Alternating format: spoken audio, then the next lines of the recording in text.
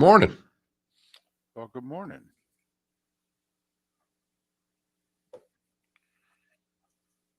Want to try to just do three today? Sure. Uh, going to join us this morning. That's funny. Well, it was 51, 52 when I sent it. I'm like, where is he? Yeah, I didn't power up. I was doing everything I do, and I walk over here at 5:49. I'm like, I really should turn this shit on. So I played in a little golf tournament over the weekend. We got bombed yesterday, but Saturday, down 4 with 4 to play, made an epic comeback and won in 20. Whoa! Look at that.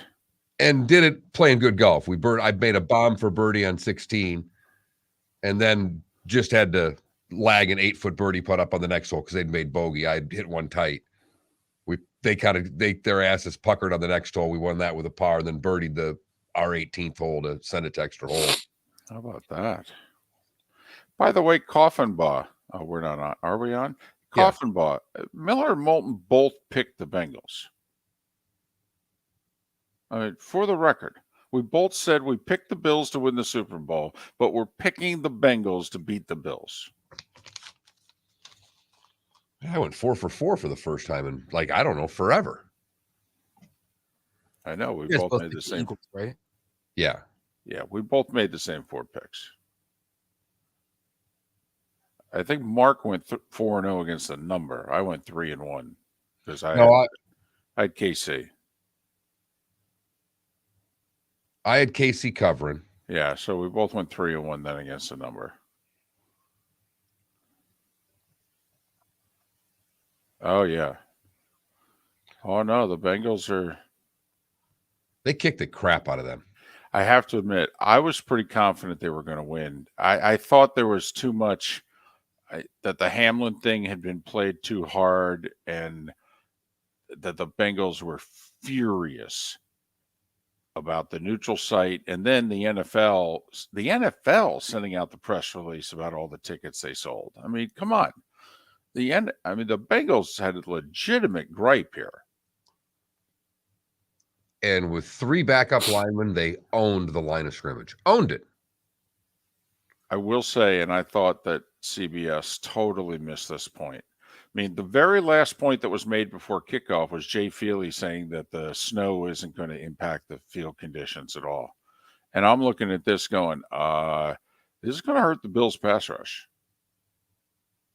This is going to make life a little easier on those offensive linemen. But, Mark, the Bengals with those backup linemen, and the Bills have Oliver as a first-round pick. They have Russo as a first-round pick. Those guys did shit. Better start sending those refunds. Yep.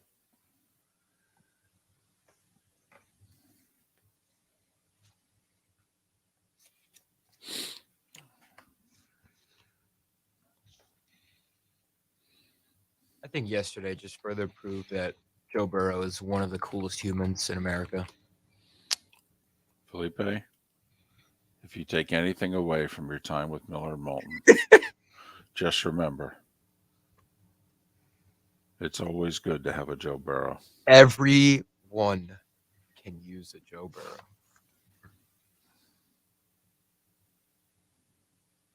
Yep. Johnny Mark 4 for 4 also. I picked 4 winners. Both went 3-1 against the number. How about that late field goal by the Jags? Oh, wow. It did. So I'm just today in history, David, was the Mud Bowl. The Dolphins beat the Jets in 83. And I'm going, why was there no NFC championship game? Because it was played on a Saturday that year.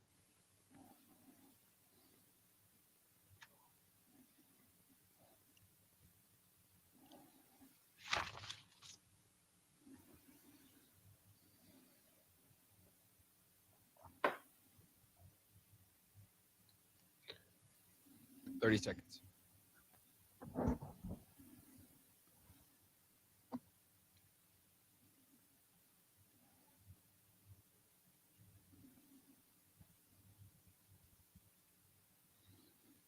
$15 seconds.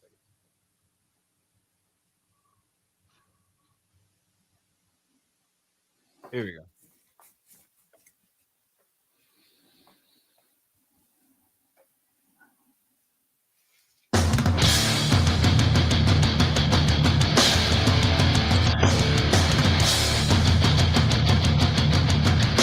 You are listening to Miller and Moulton, exclusively on the Florida Sports Network. And now here's Mark Miller and David Moulton. Top of the morning to you.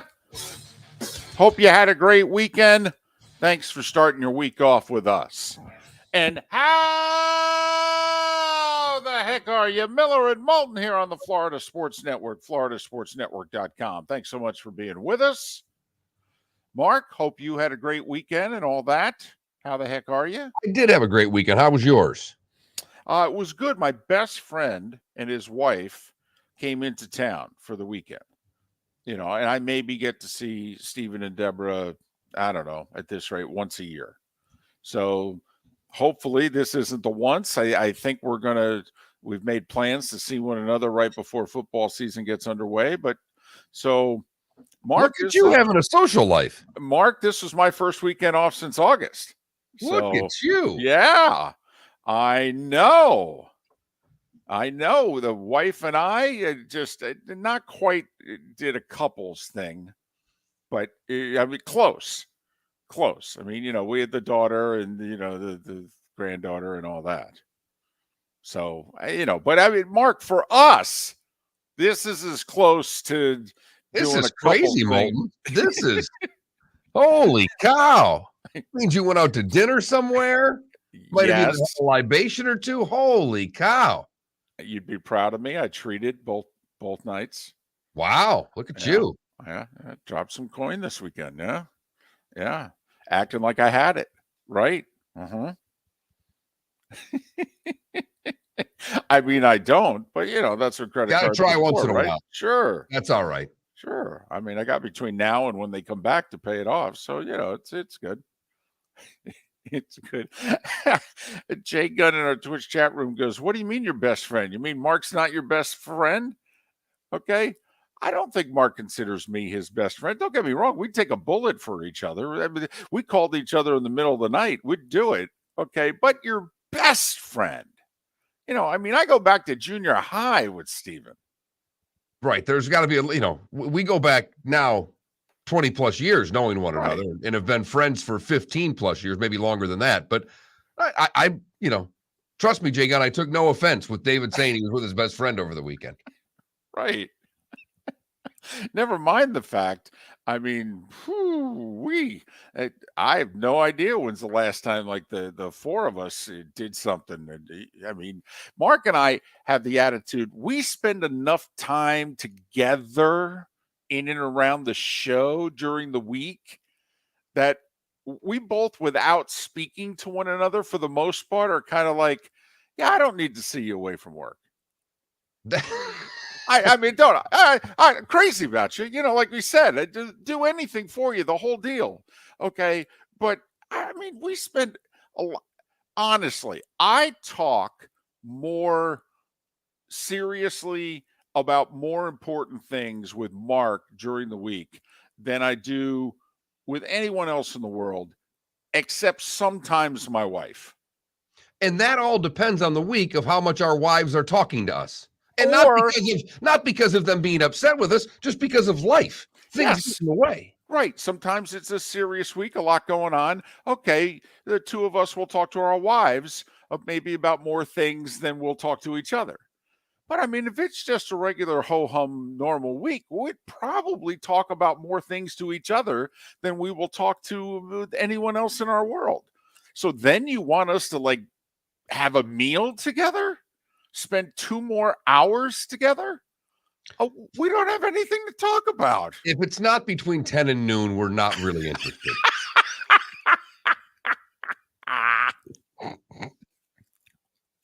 And once again, we need to reiterate, we're fond of each other. Right. There's not much we won't not do for the other. But I mean, you got to draw the line. I mean, that's all we're saying. Come on now. Miller and Moulton, the Florida Sports Network, floridasportsnetwork.com. Did you watch Joe Burrow post game with Tracy Wolfson? I did not. The only reason I didn't, I was at my mom's for that game, and I made the shift from mom's to my house, so I did not see any. I watched the end of the game and literally walked out the door so I could get back for Cowboys and Niners. So that was probably the only post game I didn't see. Well, that's not true. I didn't see any of the Eagles post game. There was no need to watch any of that post game. Well, I mean, unless they did the post game at halftime. Right. I mean, then there was, then I would have saw it too.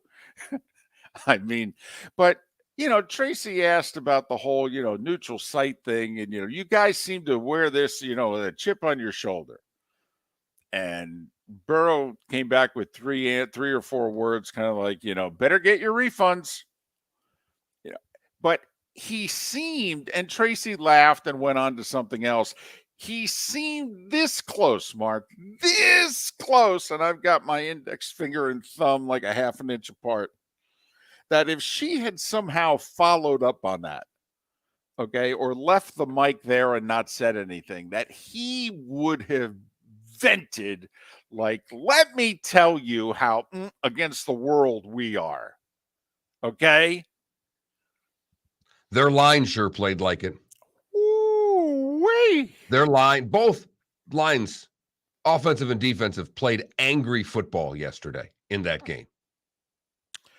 I will say, and I'm not at all making any excuse at all, I thought, and I could be wrong, it was never mentioned during the broadcast, when it was snowing before the game, and you and I both picked the Bengals, all right? We thought they were going to win. We did not like the way the Bills ended the regular season. We both commented defensively they have not been the same team since Von Miller got hurt on Thanksgiving. But I thought, Mark, when it was snowing, that this was going to help Cincinnati's offensive line. The Bills are a smaller, quicker defense, and I thought, man, there's no way they'll be able to rush the passer as well in the snow as they would have if this was a clean surface. Now, I could have been making something up, and that could not have been the fact, but I thought that the Bills rely on quickness and the snow hurt them. The Bengals, meanwhile, physically, they just kept pushing the linemen back into Allen. They're just, for the most part, it's going to be tough. Unless we blitz and get a clear run, okay, we're just, it's snow. We're just going to push you back into the quarterback. And I thought the Bengals, Mark, to me, they looked bigger. They looked more physical than Buffalo. They pushed them around. Well, and to your point, if you're right on the offensive side, that's one thing. But the other side of it was the run blocking. That was just pure strength, and they were the tougher offensive line against Buffalo's defensive line for 60 minutes running the football. Joe Mixon ended up with 105 yards in the game. He did that because the line was able to open up holes. And they stuck to it, and they were consistent with it, and they were angry about it. Mixon gave a great post-game interview on the field with Ross Tucker of Westwood One, in which Ross asked him, did you think you were going to be this big a factor? And he went, to be honest, no. The post game I was listening to, I was just going to say that I'm glad you brought that up, because he didn't think he was going to. He said flat out, I didn't think I was going to be involved. I thought at some point I'll have to make plays. 172 yards rushing for the Bengals, inspired by the Eagles, who, wait, this just in, I think they just ran for another first down. That was butt whooping. Yeah.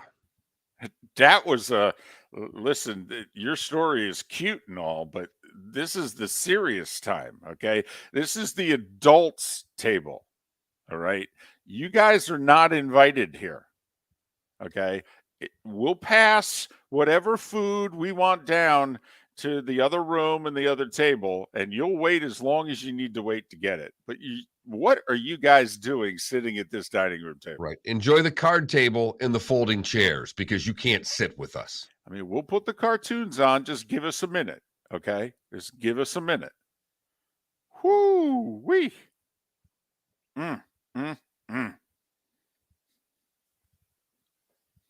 And You can't take anything. And I know, David, you loved it. You got a playoff win out of it. What a magical little season that came out of nowhere. Right, totally. But, we've been saying, I thought they had one of the 5 worst rosters in the league. Okay, maybe by the end of the year, they had coached it up so that they had one of the 10 worst rosters in the league. I think you can make the case. It's why I think Dable's going to win Coach of the Year. Because when we sit and we look back, we're going to go, well, that was the worst team of the bunch. The Jags had more talent than the Giants. And, but you could also give it to Sirianni there and give it to about 5 different coaches. But, yeah, the Eagles, who have a top 3 roster in the league, and the Giants, who have a bottom 10 roster in the league, and you're not going to believe it, but that appeared to be the case on Saturday night. There's no doubt. That was just an old-fashioned butt whooping. And we started with the JAGS, Jags, giving them a game. Now, how much of a game would it have been if Mahomes was 100%? We have no idea. But I don't know, but Penny did go 98 yards on a drive. It's not like he slowed them down any. He did throw for 23 of those 98, but yes. And he got 15 on a penalty, but who cares? Right. He did what a backup quarterback's supposed to do, by the way. Yeah, find Travis Kelce. Well, and next time, whenever that is, that the Jags play the Chiefs, this just in.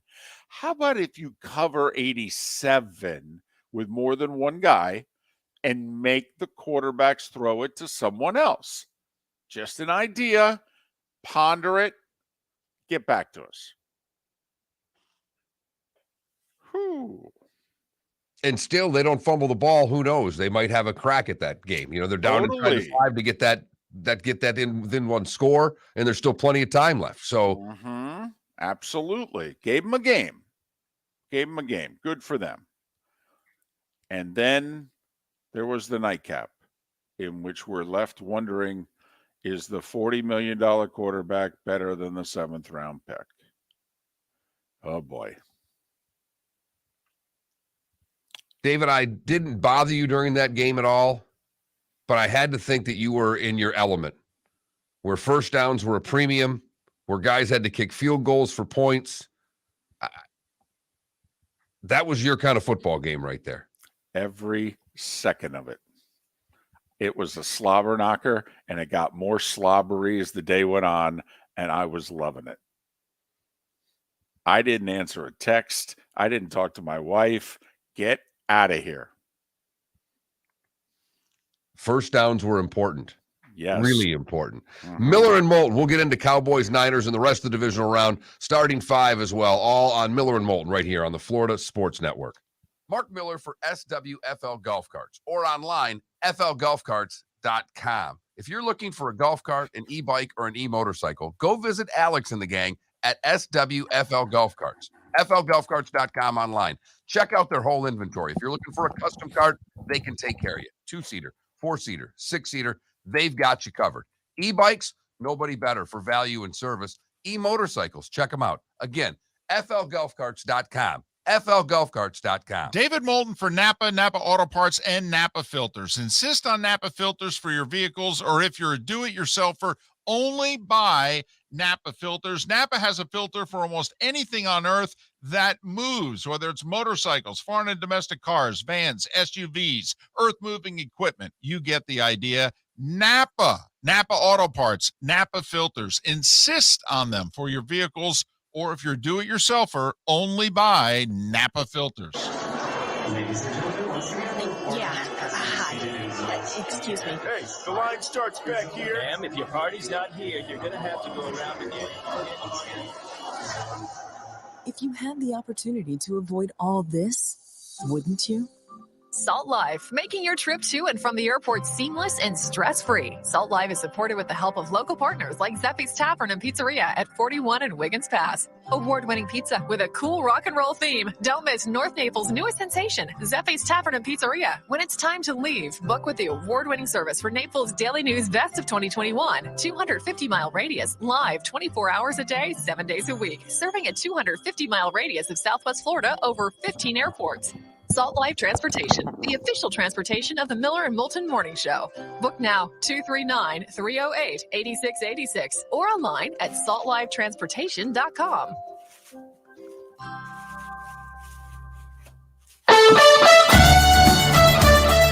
You were listening to Miller and Moulton on the Florida Sports Network.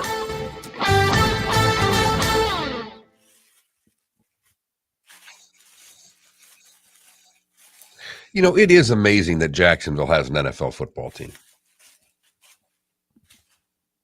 How did they even get a team? Not as amazing as Green Bay, but yes. Yeah, but Green Bay's been here for 6,000 years. Mm-hmm. I mean, they gave an expansion franchise to Jacksonville, Florida. Thank Wayne Weaver. He pulled it off.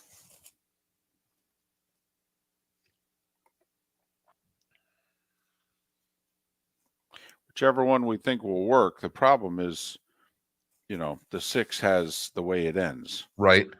We want to go 6:30, and 7.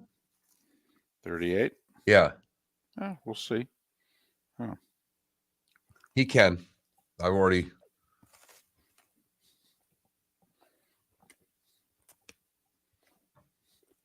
Oh, I don't know if you heard the news. Philly's a Beasley broadcast employee now. Well, I got a bunch of texts on Friday saying he was working the afternoon show. Yeah. Yeah, I filled in. People were like, he's a traitor. I'm like, no, he needs some money, you idiots.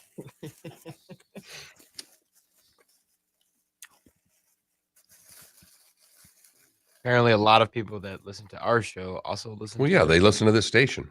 Yeah. There's also a lot of people listen to this show who don't listen to the afternoon show.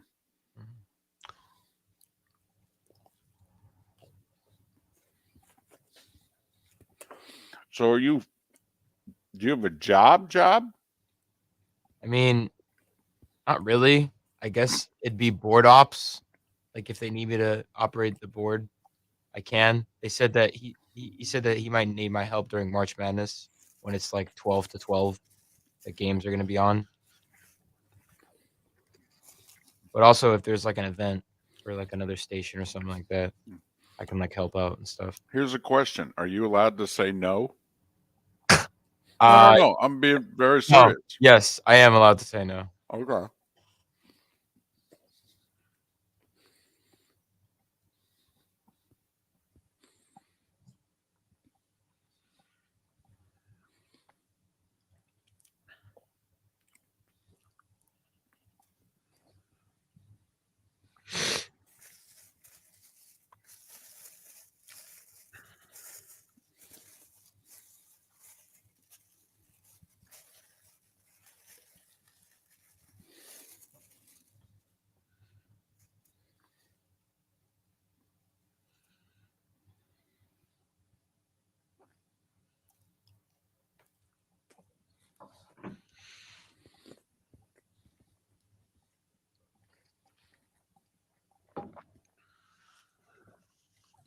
Kansas City's a horrible place to fly into. St. Louis. I mean, the Jacksonville Airport's simple. There's gate A and C. You know, They just went every other letter. there's no B for whatever reason. Maybe B's coming one day. They decided to do a food court in the middle instead. And, 10 gates on the one side, 10 gates on the other. I mean, it's very simple. Oh, Johnny, there are no flights out of Jacksonville. We can get to Atlanta. Totally. Still not as bad as KC or St. Louis.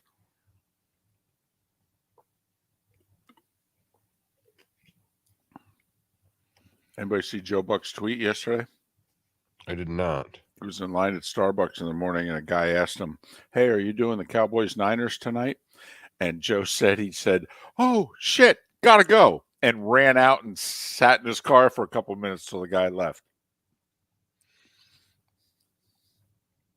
I don't know. It's really funny. That's funny.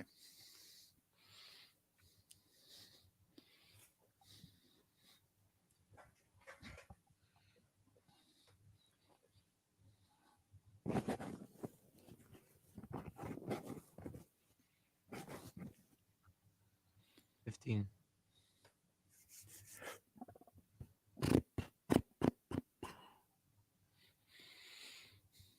There we go.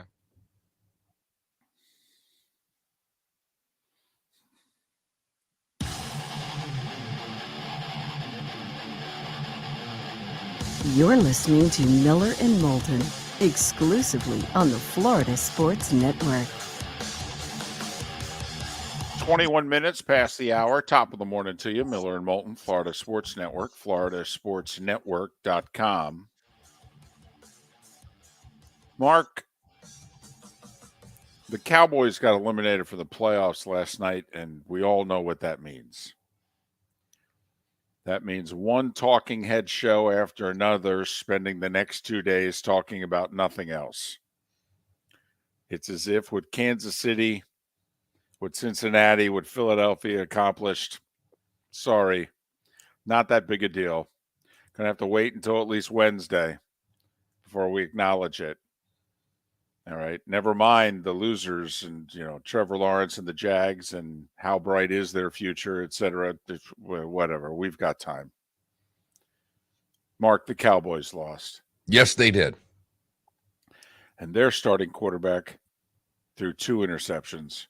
That's a fact. While San Francisco's rookie, 7th-round pick, he didn't throw any interceptions. Turnovers were kind of a big deal in that game. The one at the end of the first half, oh boy. Oh boy. Because, whoever could have the lead in that game seemed as if that would be significant going forward. Instead of Dallas having the lead at the half, turns out San Francisco would actually drive down and kick a field goal and have the lead. And yeah. Mm-hmm.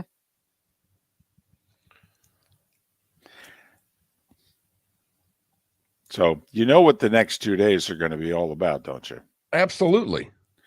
Does the coach have to go? Does the quarterback have to go? Meanwhile, I'll ask you just a simple question. Is it possible that Dallas and Buffalo are just the 3rd best teams in their respective conference? Hey, I don't know how Dallas would have done if they'd ended up playing Philly, if it had worked out. I mean, they might be the 2nd best team in the conference. We don't know if San Francisco is going to go and beat Philadelphia next week. But first off, can't you just tip your hat to what San Francisco did defensively in that game? They weren't good. They were great defensively. They were outstanding. Absolutely. Their linebackers might be the best in football. Their pass rush is terrific. And their corners played a really good game. Yep. Got beat one pass deep. One pass deep, late 3rd quarter. CD Lamb caught nearly a 50-yarder. 1-on-1. All right. Made a terrific catch. Yep. Otherwise, they limited the big plays. I do think the Pollard injury was key. He's clearly more dynamic than Zeke. You figure he was going to be a big part of the game plan. Zeke has no explosiveness whatsoever. You saw what the Cowboys' running game looked like without Tony Pollard. And their passing game, too, because Pollard's a better pass catcher now. When they break him out and put him out in formation, he can do things that Zeke just can't do. So it was, injuries were a big part of the whole weekend, as always. Mm-hmm. Yep. But today and tomorrow, all right, this is a public service announcement. If you feel as if you're going to watch talking head shows, please realize there is one topic and one topic only. And everything else is just to fill a little bit of time and play a few commercials. But it will be about the Dallas Cowboys losing again before the conference championship weekend.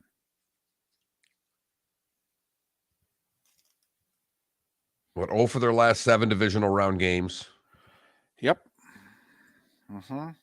And, just let me ask you this. I did not think this after the game, but a friend of mine did. The final play of the game, That's another thing that's going to be a topic because it was crazy. Zeke at center and 2 offensive linemen one direction, 3 in the other, and who knows what it is they were trying to do. But, they needed to go about 75 yards in 6 seconds. I mean, it takes something crazy to do that. And so they tried something crazy and it failed miserably. But Mark, there are quite a few people who remember how last year's game against the Niners ended. The whole sneak and they couldn't spike it in time. Right. Mm-hmm. And so now, how did the game end? It ended with Ezekiel Elliott at center. And offensive linemen out at the numbers and running around, right. And there are people that are like, Mike McCarthy's got to be fired. Seriously? Oh, yeah. That because of that play? Yes. That it's just, Okay. it shows that he's a joke. Right? He's not serious. What I would always come back with, what did they have dialed up to get 70 yards on that play? Well, I will say this. I would have, with 6 seconds, I would have thrown an out. I would have tried to use 5 seconds, gain about 12 yards, get up near the 40, give myself a chance to throw the ball near the end zone. I got to admit, I would have tried one more play before pulling out, as Bum Phillips famously said, run the Bomberooski. I mean, before we put ski next to the play, I would have tried one more legitimate play. Okay. Here was my quick sidebar. So when you saw Zeke at center, to me, I thought we were back in the parking lot.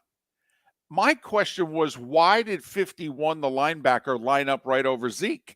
Why didn't he take 2 steps to the right or left of Zeke? And as soon as Zeke hiked the ball, rush Dak. It was almost as if on that play, Mark, he had to count to 3 Mississippi. I was just going to say that. I don't know what the rush was, whether it was 1 Mississippi, 3 Mississippi, or 5 Mississippi. I have no idea.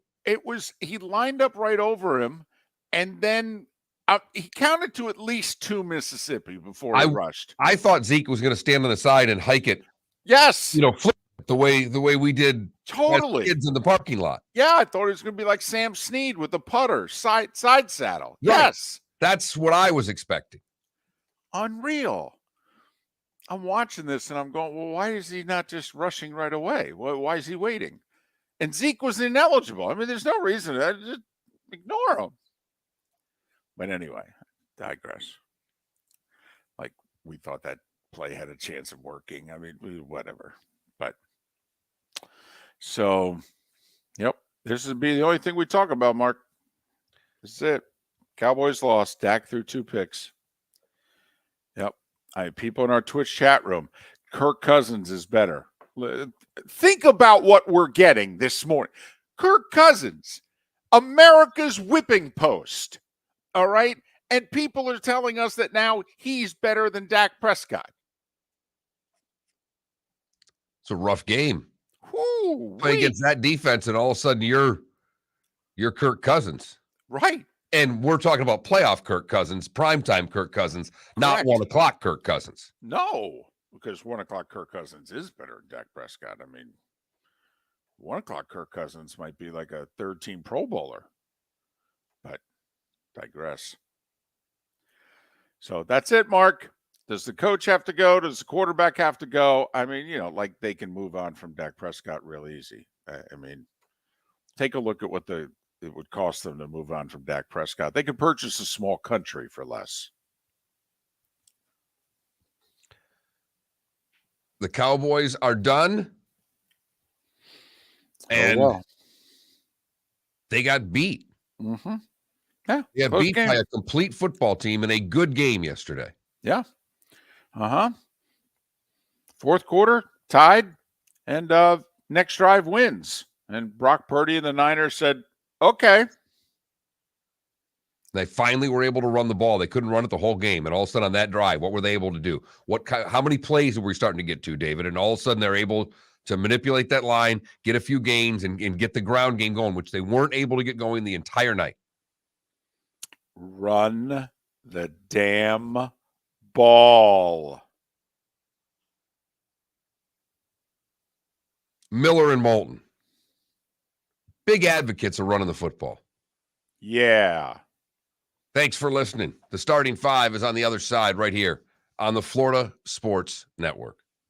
David Moulton for Napa Auto Parts, and Napa Filters. Insist on Napa filters for your vehicles, or if you're a do-it-yourselfer, only buy Napa filters. Napa has a filter for almost anything on earth that moves, whether it's motorcycles, foreign and domestic cars, vans, SUVs, earth-moving equipment. You get the idea. Napa Auto Parts, Napa filters. Insist on them for your vehicles, or if you're do-it-yourselfer, only buy Napa filters. Yeah. Hi. Excuse me. Hey, the line starts back here. Ma'am, if your party's not here, you're gonna have to go around again. If you had the opportunity to avoid all this, wouldn't you? Salt Life, making your trip to and from the airport seamless and stress-free. Salt Life is supported with the help of local partners like Zeffy's Tavern and Pizzeria at 41 and Wiggins Pass. Award-winning pizza with a cool rock and roll theme. Don't miss North Naples' newest sensation, Zeffy's Tavern and Pizzeria. When it's time to leave, book with the award-winning service for Naples Daily News Best of 2021. 250-mile radius, live 24 hours a day, 7 days a week. Serving a 250-mile radius of Southwest Florida over 15 airports. Salt Life Transportation, the official transportation of the Miller and Moulton Morning Show. Book now, 239-308-8686, or online at saltlifetransportation.com. Mark Miller for SWFL Golf Carts, or online, flgolfcarts.com. If you're looking for a golf cart, an e-bike, or an e-motorcycle, go visit Alex and the gang at SWFL Golf Carts. flgolfcarts.com online. Check out their whole inventory. If you're looking for a custom cart, they can take care of you. 2-seater, 4-seater, 6-seater, they've got you covered. E-bikes, nobody better for value and service. E-motorcycles, check them out. Again, flgolfcarts.com. flgolfcarts.com. You were listening to Miller and Moulton on the Florida Sports Network.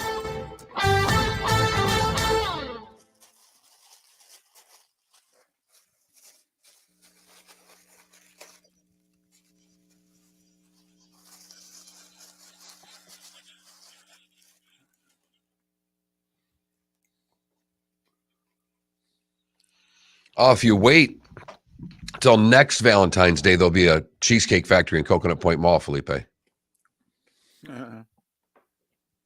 you say? If you wait till next Valentine's Day, there'll be a Cheesecake Factory in Coconut Point Mall. Oh, no way. Yeah. I knew one was coming. I'm disappointed. It's going to be in the Stir Crazy, not the T42 place, because I know Anthony had told me that he thought maybe they were coming there.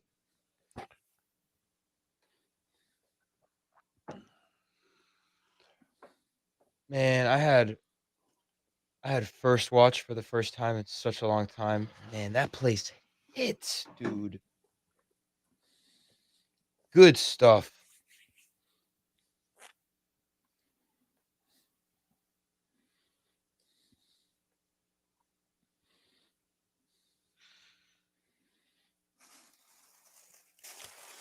I was actually really happy for Maher when he made the field goals. After he missed the extra point, I was happy that he actually made 2 field goals. My God, did you see the trajectory on the extra point, though? Yeah. Oh, that wasn't going in. No. No. That was It is sideways. Yeah, that was gonna be That was a duck hook. That was a low duck hook. And I know that shot well. that smother in that tee shot and hitting about 120-yard low, 8 feet off the ground Hook that goes into the hazard. I did it Yeah. on 15 yesterday. No, but I just know that dives. shot well. My God, and it looked like as he had seen ghosts or something like that. His face. 78 Friday, 82 Saturday, 92 Sunday. Doesn't get it done in a tournament. Too much golf. It was. You got tired. That's it. You got to work on your conditioning. You're right.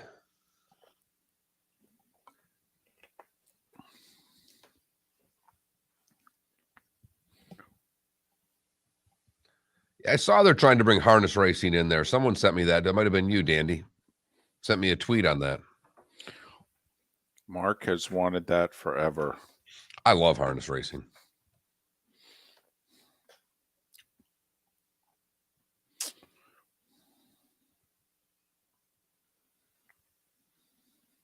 Got to remember, though, even if someone's a free agent, there are very few players that are free agents that are not allowed to be tagged. Like, what's his face? Garoppolo. Garoppolo cannot be tagged. Not that they would, but almost everyone can be tagged. Lamar is a free agent. Daniel Jones, Saquon Barkley. Cold front that's coming through? What in the absolute hell? Oh, Here? no. Hang on here. It's raining right now. There was a 17-degree difference between Jacksonville and Fort Myers on Saturday. Holy crap. Okay. It's going to... Good gracious. No, not the upper 60s. Friday, that's the high, David. 60. No. Say it ain't so.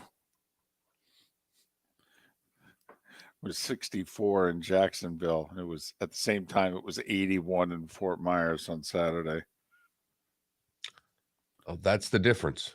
I turned to my wife and I said, "This is what you wanted." And I go, "Not happy about it, just so you know." I woke up to flashing lights this morning. Couldn't believe it. There's freaking lightning.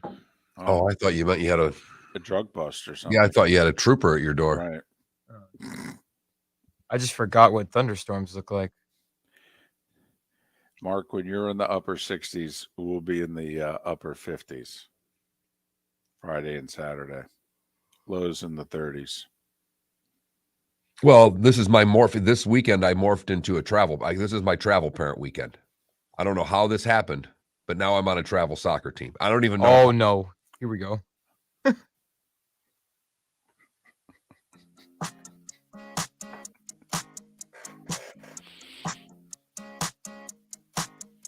You're listening to Miller and Moulton, exclusively on the Florida Sports Network.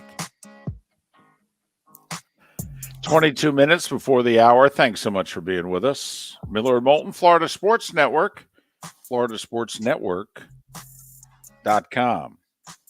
We are down to 4 in the NFL, and that means just 3 games.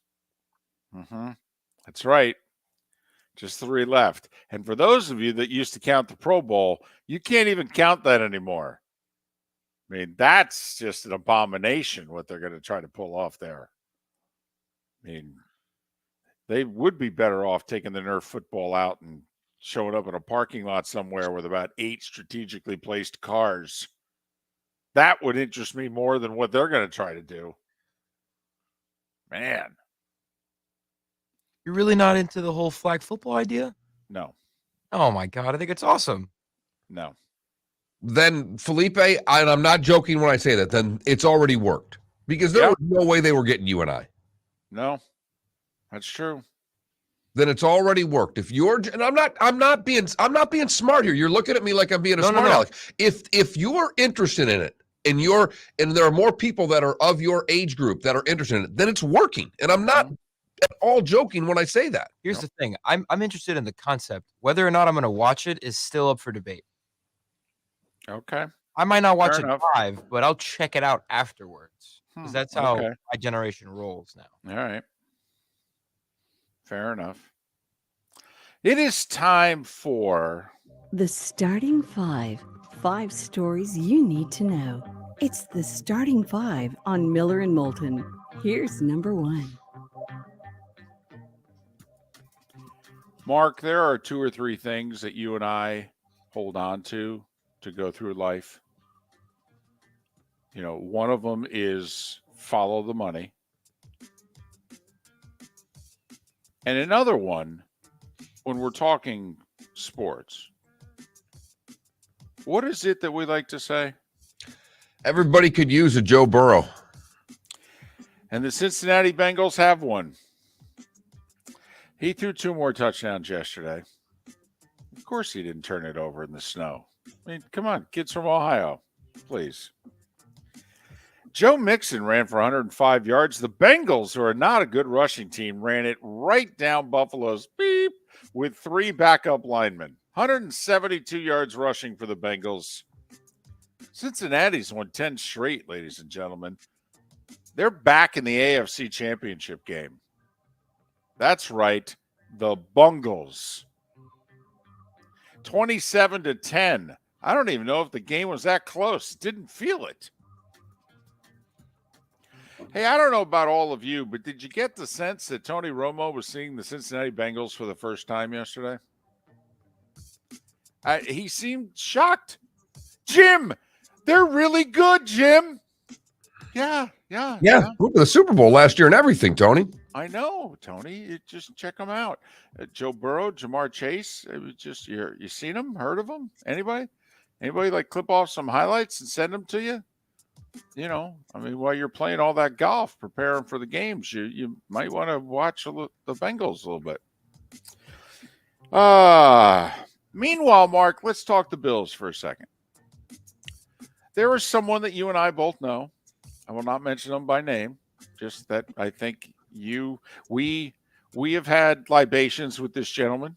We have taken him to a nice little spot in Southwest Florida, actually. Yep. An exclusive spot, and had libations with him. Yep. All right. How's he doing? Not well. Not well. The Bills Mafia could just roam the streets and harm people today. I am very concerned about the Bills Mafia. I don't know how the Mafia acts when they're this depressed. Because they can't take it out on the people that they're angry with. That's the Bills. Correct. Although I did see someone that I know, and she is a diehard Bills fan, that was firing coaches last night after the game. Well, Mark, it's funny you say that. Because if I read you the series of texts that I received from multiple Bills fans last night, oh my goodness, firing everybody. Remember Pat Kerwin's story? Ron Wolf walked in the locker room and said, "I'm sick of seeing his face." Okay, that's basically some of the texts that I received. I don't know about the Bills people in your life, but man, I am genuinely concerned for America at large today. If you know a Bills fan at work, tread very lightly. It's the morning that you avoid them. Yes. Not eye contact. No eye contact in the hallway. Just keep your head down. If they say hi, which they won't. If they do, just say hi back and keep going. This is really important here, David. Let me just get this out. And I'm not kidding when I say this. When they say hello, do not answer with, "Hey, how are you?" It's important that you keep this to one word. If they say hi, you say hi. Hi. If they say, "How are you?" you say, "Good." And you keep walking. Correct. Because at that point, they're baiting you to say, "How are they?" And then you could be done for the next 45 minutes. If a Bills fan is a boss of some kind, today is the day when you make up an excuse. It's something in the morning, a doctor's appointment. I have to take the kids. Something. You don't be around them in the morning, especially.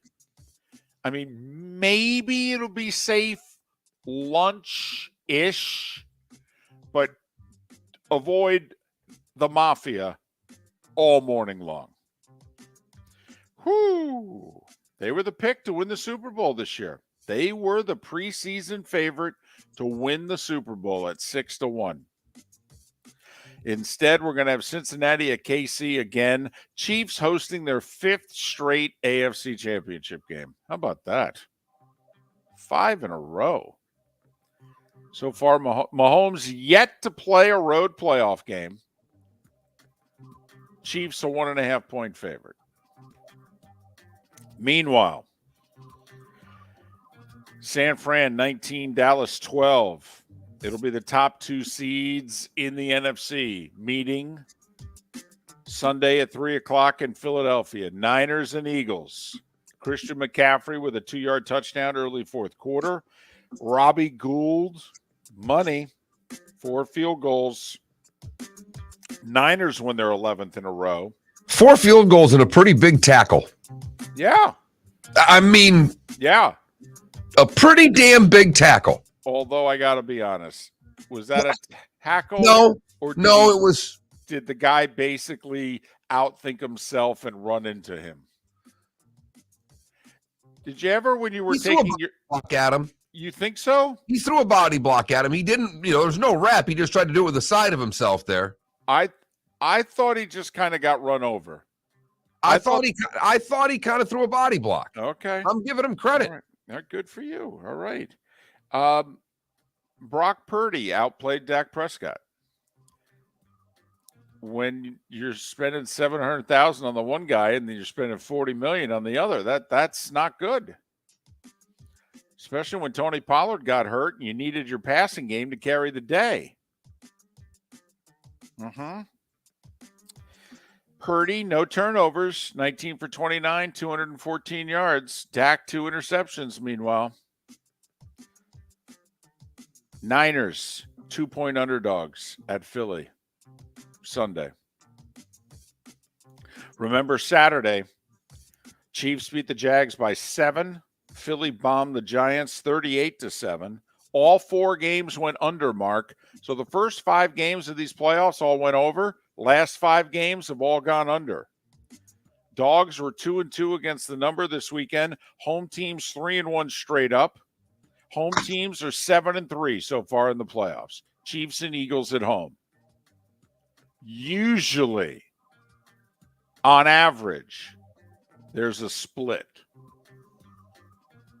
So you all decide amongst yourselves.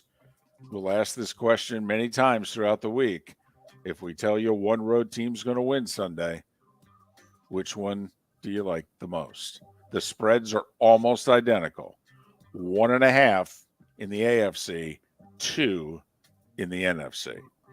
Basically, virtual pick'ems. Pretty cool. Hey, the Marlins made a trade over the weekend. They traded pitcher Pablo Lopez. He was the guy they wanted to get rid of.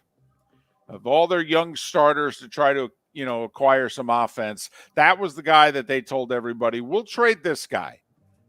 And the Twins said, well, we'll send you the American League batting champion for him. What do you say? So the Marlins traded Pablo Lopez to the Twins for Luis. And I always mispronounce his last name. Felipe will correct me.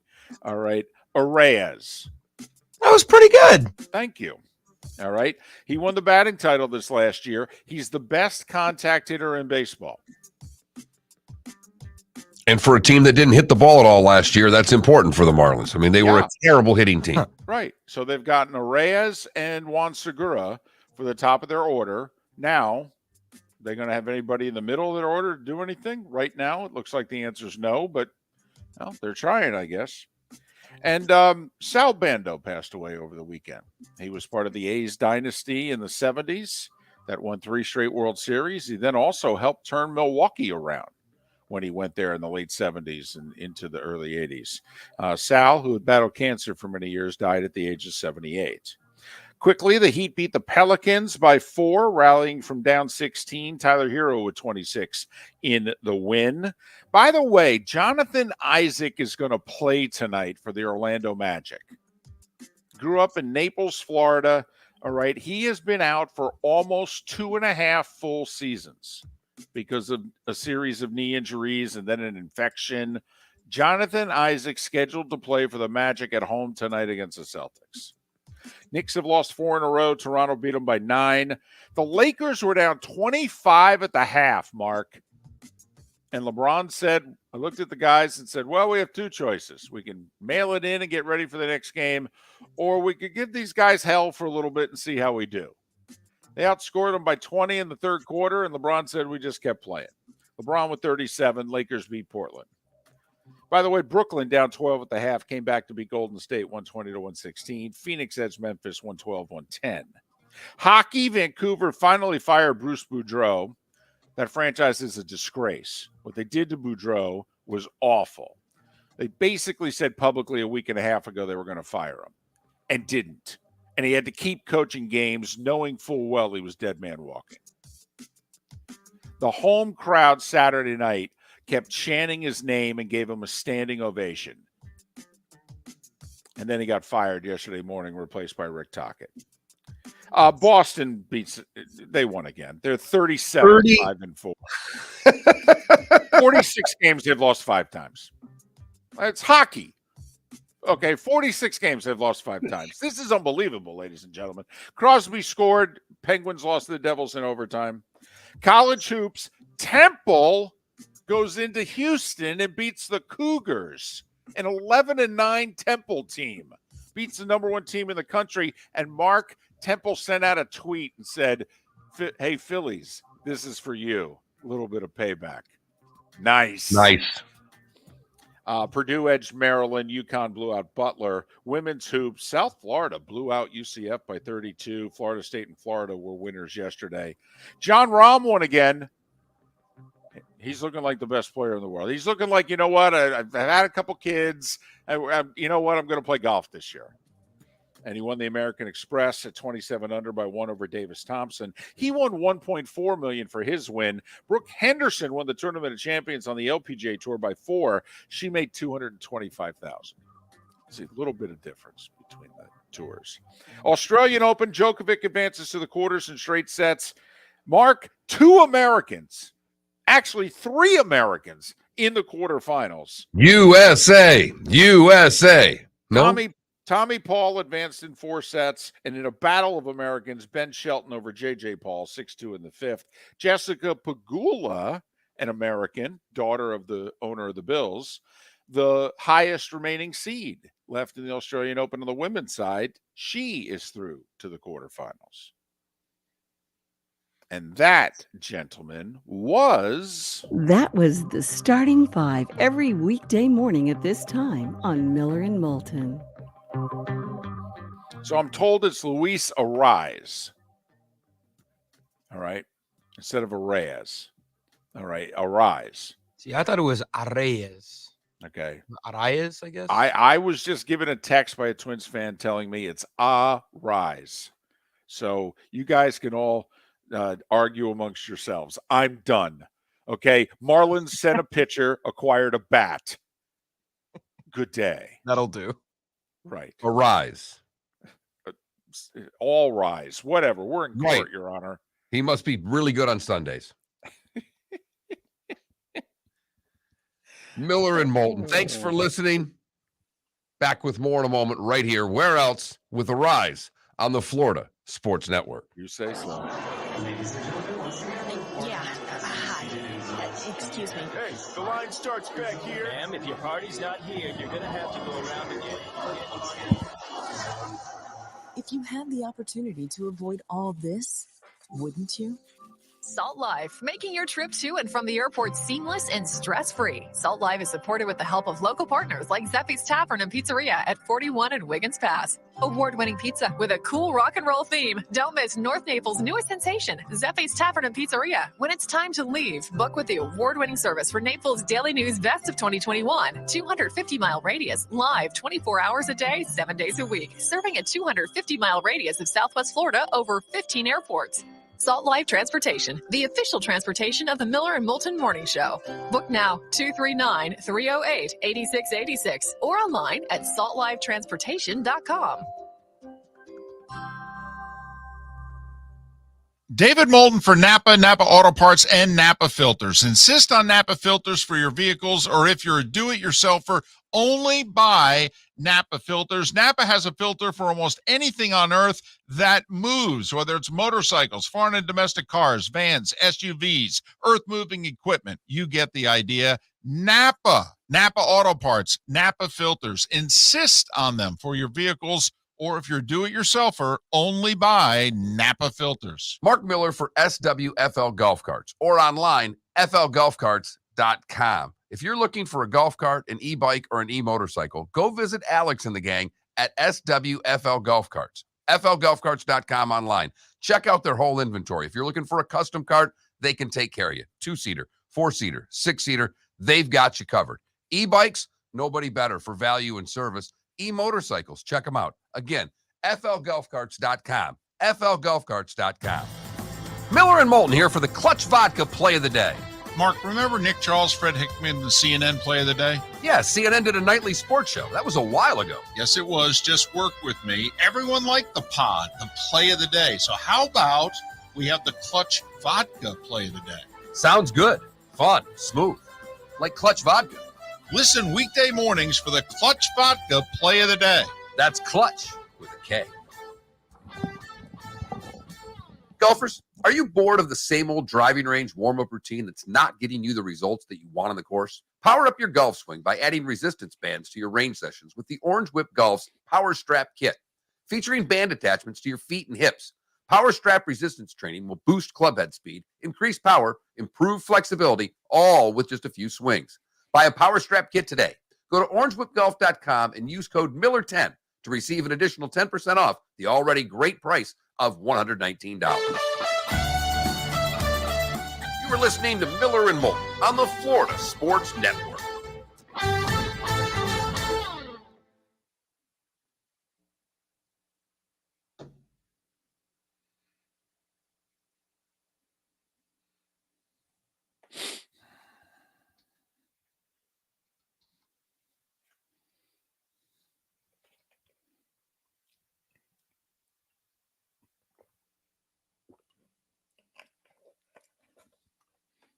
Oh, it's Arraez.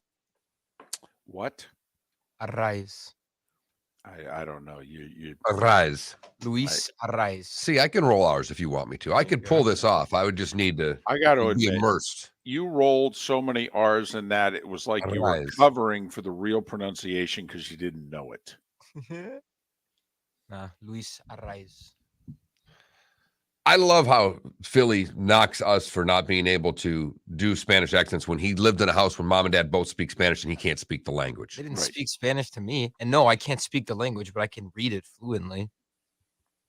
You can read Spanish but can't speak it. Correct. That's interesting. Yes. Like if you give me a script and I'll read it in Spanish, it sounds like I've been speaking Spanish my whole life. Meanwhile, my mom is sending me Shakespeare because my grandfather, who had a fourth grade education, and so there was not much that he walked around quoting, but he did used to occasionally say, "Arise, Jupiter, and snuff the norm," or the morn. Excuse me, "Arise, Jupiter, and snuff the morn." And apparently, that's Shakespeare. I do remember him saying that. Bill or Usually- your grandfather? My grandfather, usually when I wasn't getting out of bed. He would say, "Arise, Jupiter, and snuff the morn." Grandfather, I have no idea what you're talking about, but all right, I'm getting up. What did you call your grandfather? Grandfather. Wow. Yeah. Yep. Grandfather and grandmother. No grandma, no grandpa, no pops, no papa, nope. Nope. He was the grandfather, she was the grandmother.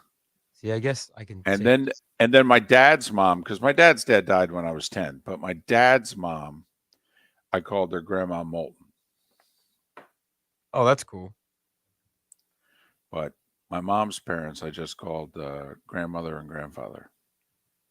I guess I did the Spanish version of that. Abuelo.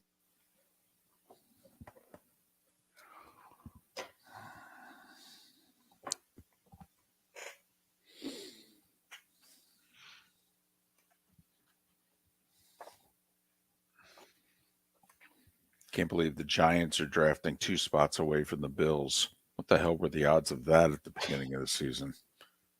Goodness.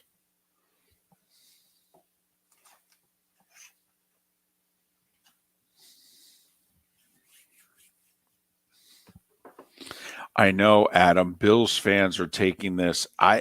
Honestly, I have had Bills fans say that this is like the most disappointing loss that they can ever recall. And I'm like, worse than the Music City Miracle? They're like, oh yeah, that was a first round game. And they're like, honestly, this Bills fans are taking this as this is the most painful loss since a Super Bowl. It just did not look good.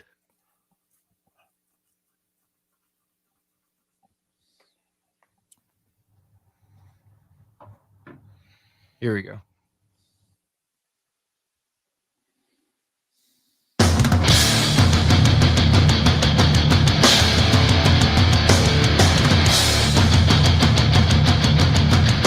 You are listening to Miller and Moulton, exclusively on the Florida Sports Network. And now, here's Mark Miller and David Moulton.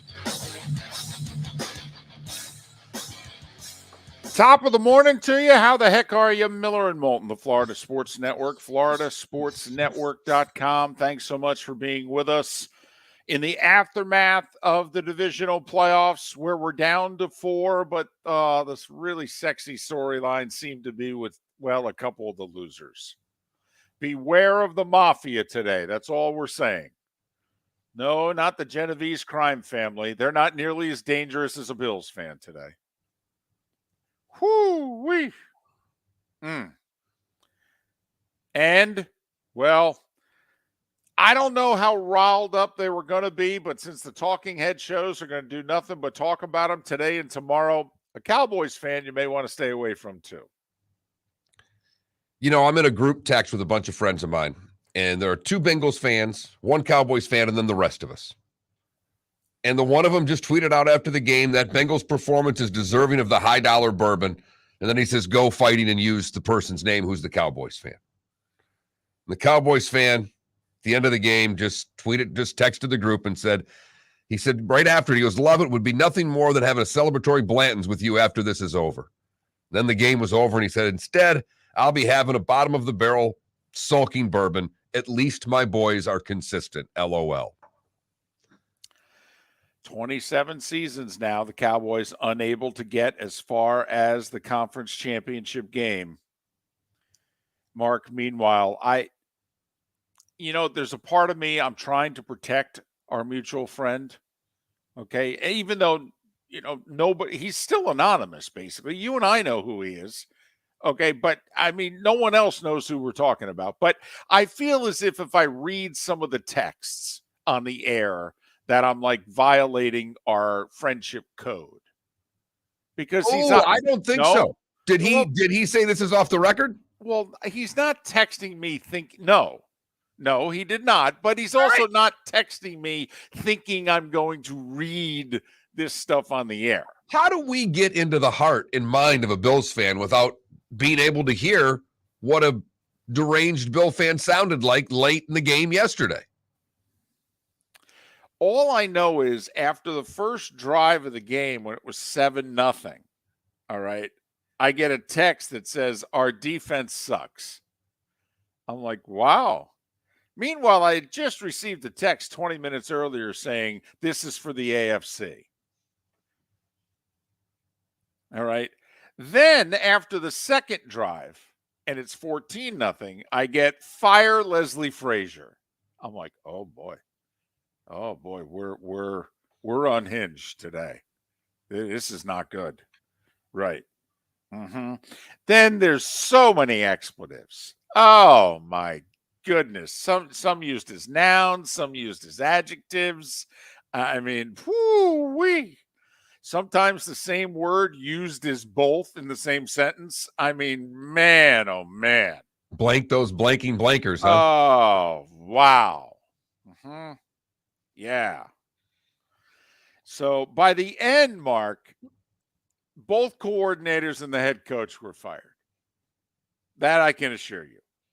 All right. Starting from scratch, huh? Totally. Tear this sucker down. Bums. They're a bunch of bleep, bleep bums. That's what they are. I was stunned that their defensive line got pushed around the way they did. Wow. I was stunned. And you and I both picked the Bengals, for the record. We both thought Cincinnati was going to win. And even we watched that game and went, damn. I thought the snow was an advantage for Cincinnati, though. I did. First off, the Bills only have one person who can run the ball, the quarterback. Secondly, I mean, the Bengals, not a good running game, but at least they have a running back. But I thought it was going to hurt the Bills' pass rush. And what was the big advantage coming into this game? The Bengals' offensive line was a mess. Well, let me tell you something. How many Tampa Bay Bucks fans watched that Bengals offensive line yesterday and said, well, why couldn't we piece together a line like that? Who's that offensive line coach? Because I'll say this, like the right guard, the Texans cut him this year. Right. Okay. Ted Karras there at center. Okay. 7 years in the league. To call him a journeyman is a compliment. I mean, they were doing this with, man, how are they going to block these guys? Well, as it turns out, However they want. Easily.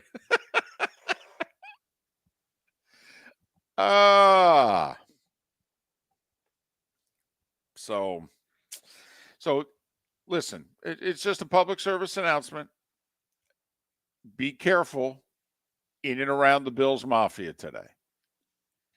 And I don't think Cowboys fan is going to be a lot better. I think either fan base could try to fight you if you talk to them. I mean, they were fighting each other leaving Dallas last night. They had a watch party at Jarrett's place. They were fighting one another leaving that place.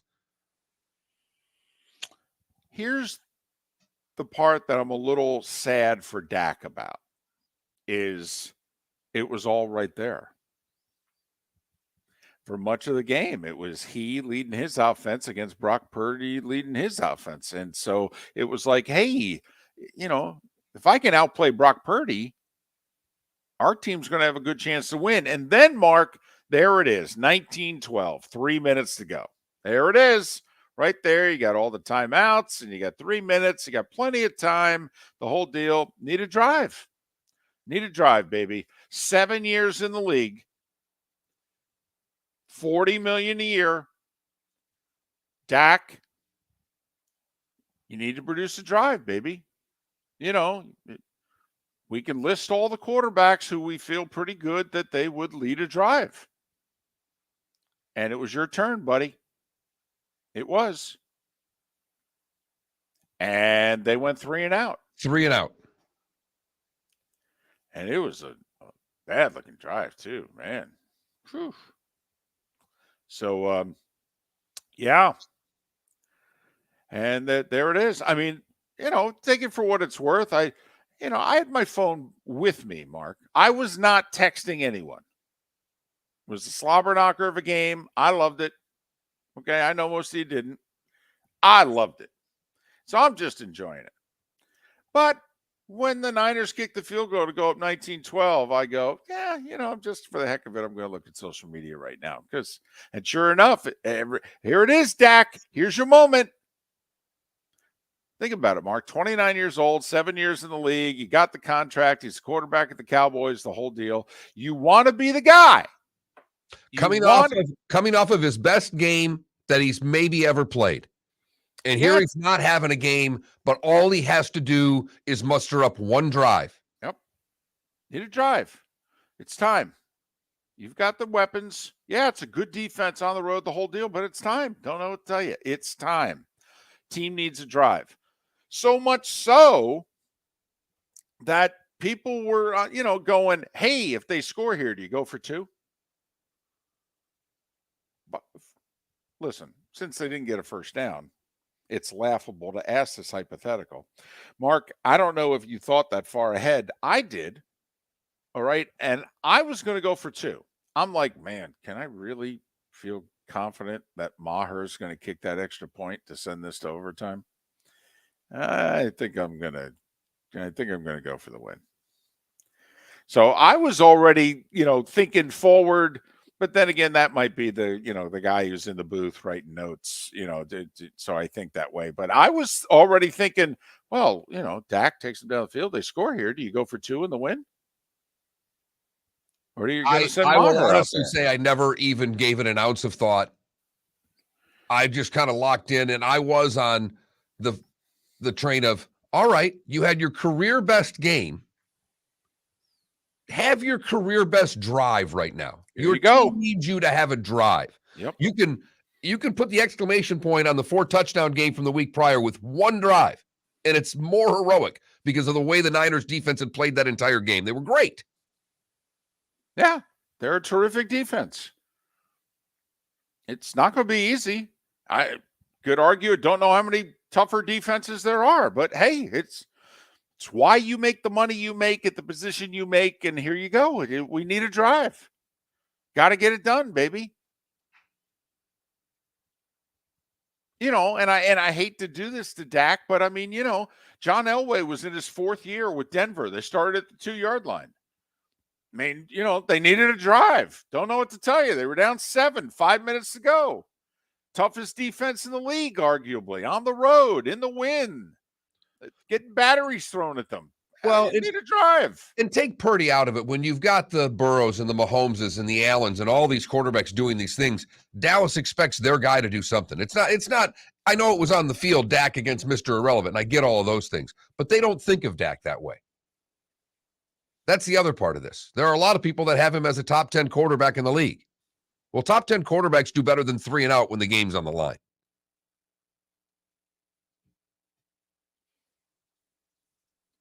So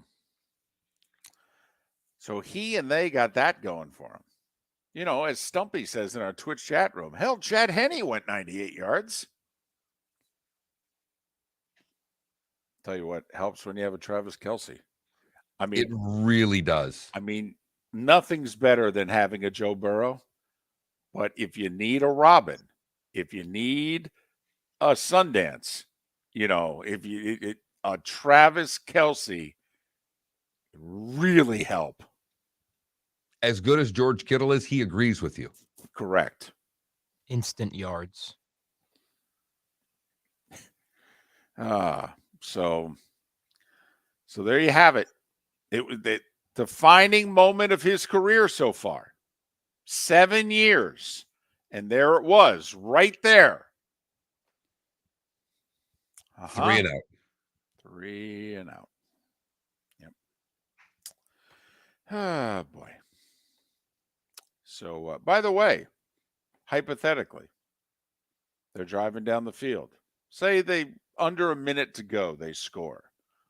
You sending Maher out there for the white knuckler of all extra points? Even with the 2 field goals that he made. Right. No, it's an extra point. Somehow the extra point's in his head after the way he kicked the first one with a duck hook. So you're going for 2 also. All day long. Yeah, I was also.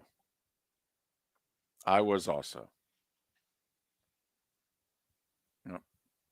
So, but, never had the chance to talk about that, think about that really, because he and they went 3 and out. Miller and Moulton. Thanks for listening, Florida Sports Network. David Moulton for Napa Auto Parts, and Napa Filters. Insist on Napa filters for your vehicles, or if you're a do-it-yourselfer, only buy Napa filters. Napa has a filter for almost anything on earth that moves, whether it's motorcycles, foreign and domestic cars, vans, SUVs, earth-moving equipment. You get the idea. Napa Auto Parts, Napa filters. Insist on them for your vehicles, or if you're do-it-yourselfer, only buy Napa filters. Golfers, are you bored of the same old driving range warm-up routine that's not getting you the results that you want on the course? Power up your golf swing by adding resistance bands to your range sessions with the Orange Whip Golf's Power Strap Kit. Featuring band attachments to your feet and hips, Power Strap resistance training will boost clubhead speed, increase power, improve flexibility, all with just a few swings. Buy a Power Strap Kit today. Go to orangewhipgolf.com and use code Miller10 to receive an additional 10% off the already great price of $119. Miller and Moulton here for the Clutch Vodka Play of the Day. Mark, remember Nick Charles, Fred Hickman, the CNN Play of the Day? Yeah, CNN did a nightly sports show. That was a while ago. Yes, it was. Just work with me. Everyone liked the pod, the Play of the Day. So how about we have the Clutch Vodka Play of the Day? Sounds good. Fun. Smooth. Like Clutch Vodka. Listen weekday mornings for the Clutch Vodka Play of the Day. That's Clutch with a K. Mark Miller for SWFL Golf Carts, or online, flgolfcarts.com. If you're looking for a golf cart, an e-bike, or an e-motorcycle, go visit Alex and the gang at SWFL Golf Carts. flgolfcarts.com online. Check out their whole inventory. If you're looking for a custom cart, they can take care of you. 2-seater, 4-seater, 6-seater, they've got you covered. E-bikes, nobody better for value and service. e-motorcycles. Check them out. Again, flgolfcarts.com. flgolfcarts.com. You were listening to Miller and Moulton on the Florida Sports Network.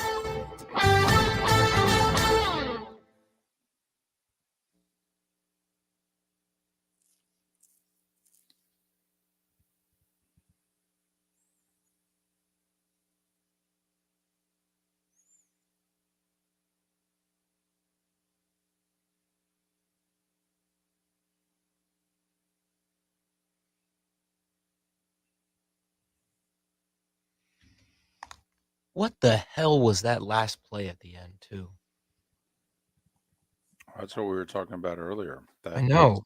Is that such is it such a bad look for McCarthy that it leads to? I mean, I literally yelled out loud, "What the was that?"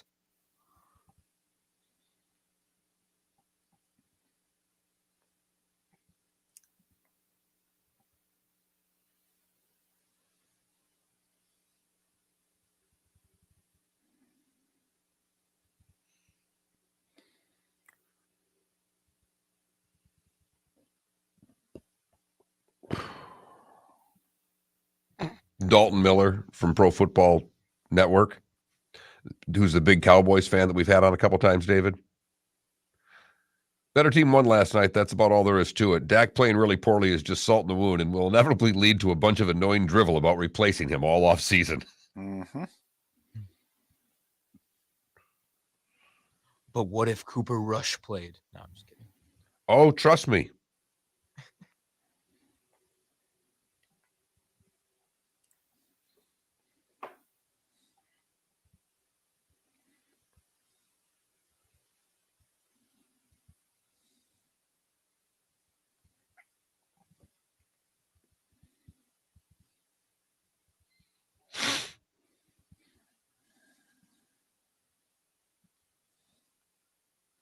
You have a pod?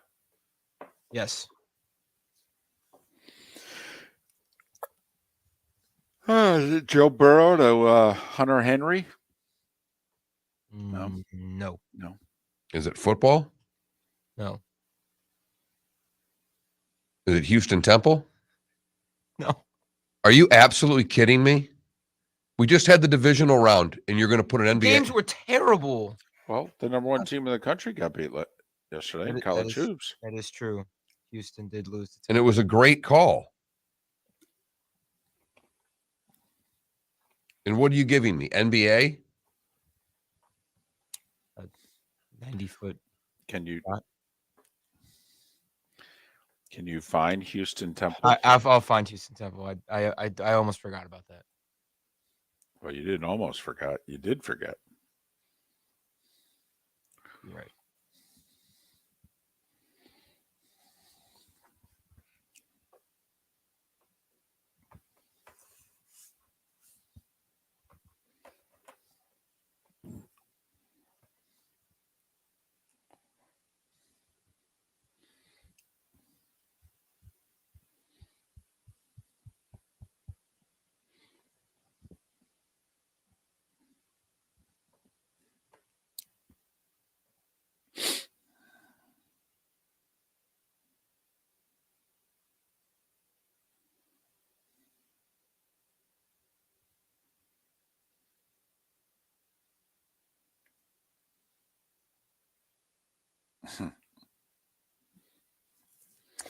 Johnny, you took Saturday night hard? Yeah, I didn't at all. I had no expectations going into Saturday night. And the other team was just so much better. It would have taken a lot just to compete.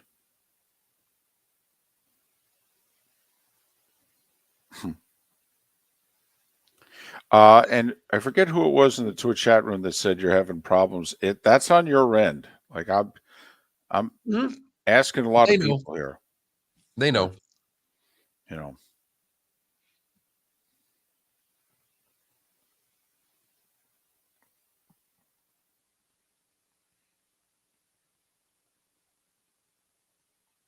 $15 seconds. I'm getting Temple now.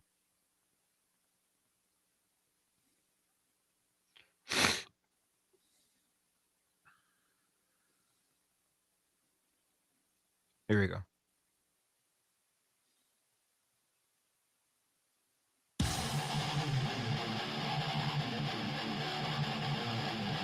You're listening to Miller and Moulton, exclusively on the Florida Sports Network. 21 minutes past the hour. Miller and Moulton, Florida Sports Network, floridasportsnetwork.com. The Clutch Vodka play of the day coming up in a matter of minutes. Mark, there's a team that so far we really have not talked about. We mentioned their result, but we have not talked about them. And it's your JAGS, Jags. How optimistic are you about the future? Because we've seen this before.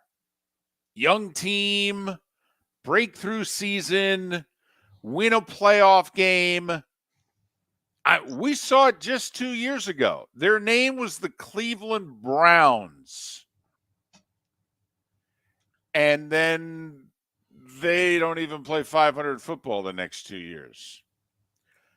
And I could go chapter and verse here. I could literally mention about 31 examples of this in all the major sports. The young team, the breakthrough, oh my goodness, they got everybody back. They're all 24 years of age, it seems. They've got cap room. We better get used to the next 5 years of the Jacksonville Jaguars. I don't know. I really don't know. I'm not as optimistic as I should be because I think Trevor Lawrence will continue to get better. He wasn't good in that game. He wasn't. He missed a lot of throws. Look at the numbers for Trevor Lawrence. He did not have a good football game. I think it ended up being a clean game, but that's because 2 interceptions were dropped. The one late that he threw, forcing it, the fumble, and then the late interception. But I did not think Trevor Lawrence had a good game at all. I do think it would have helped if Kirk had caught the deep ball. I will say it was probably his best throw of the game. It was in the air over 60 yards. You know, you got to make that catch. You know, but I mean, they do. They should have. Put it this way: if they want you back, you're back. They've got the money. All right, and they add Calvin Ridley to the equation. Now they got to re-sign the tight end there. But they got the money, and he's had the best year of his life there. Why would he want to go anywhere else? All things being equal, if you know what I mean. But Calvin Ridley comes to the team next year. I think the defense figured some things out in the second half of the season that it played much better football. They look as if they're in a division. See, your comments that you made, I look at both the Giants and the Jags and say, which team's more likely to sink to under 500 next year, the Giants or the Jags? I'd bet on the Giants. Oh, yeah. And it's because of the division that they're in. Not in one, I think the roster is a little better in Jacksonville, but they, even if let's say they're close, they both overachieved. They're both in a similar spot, but one's got a Trevor Lawrence. I'll take him. One plays in the AFC South. I'll take them. Right. If everything else is equal, I like the Jags to get back to the playoffs a hell of a lot more than the Giants because of the division they're in. Right. I mean, think about if we can get one of the 4 teams in the NFC South to emerge next year, a la the Jags, we'd be thinking, well, look at the division they're in, blah, blah. They could be around for a while now. Hello, Atlanta, Carolina. Absolutely. Hello. But just curious, your gut feeling going into next year. Like somebody said something I thought was interesting. The Jags on offense, like their receiving core, they got some good players, nice players. But do they have anybody there that really scares you? Do they have anybody there that you think, we can't cover them? I mean, if you're looking what is separating teams to get to the weekend that we're now going to get to, it's either an elite quarterback, and they're really hard to get. But also, it helps if you can have an elite wide receiver, or in Kansas City's case, tight end. And in a lot of these teams, they're actually putting both on the field at the same time. Like Cincinnati. I mean, a Burrow and a Jamar Chase. Holy blank. Kansas City, a Mahomes and a Kelsey. Damn. We got to stop that. If Jalen Hurts plays like he did on Saturday, Jalen Hurts and A.J. Brown, wow. This is a problem.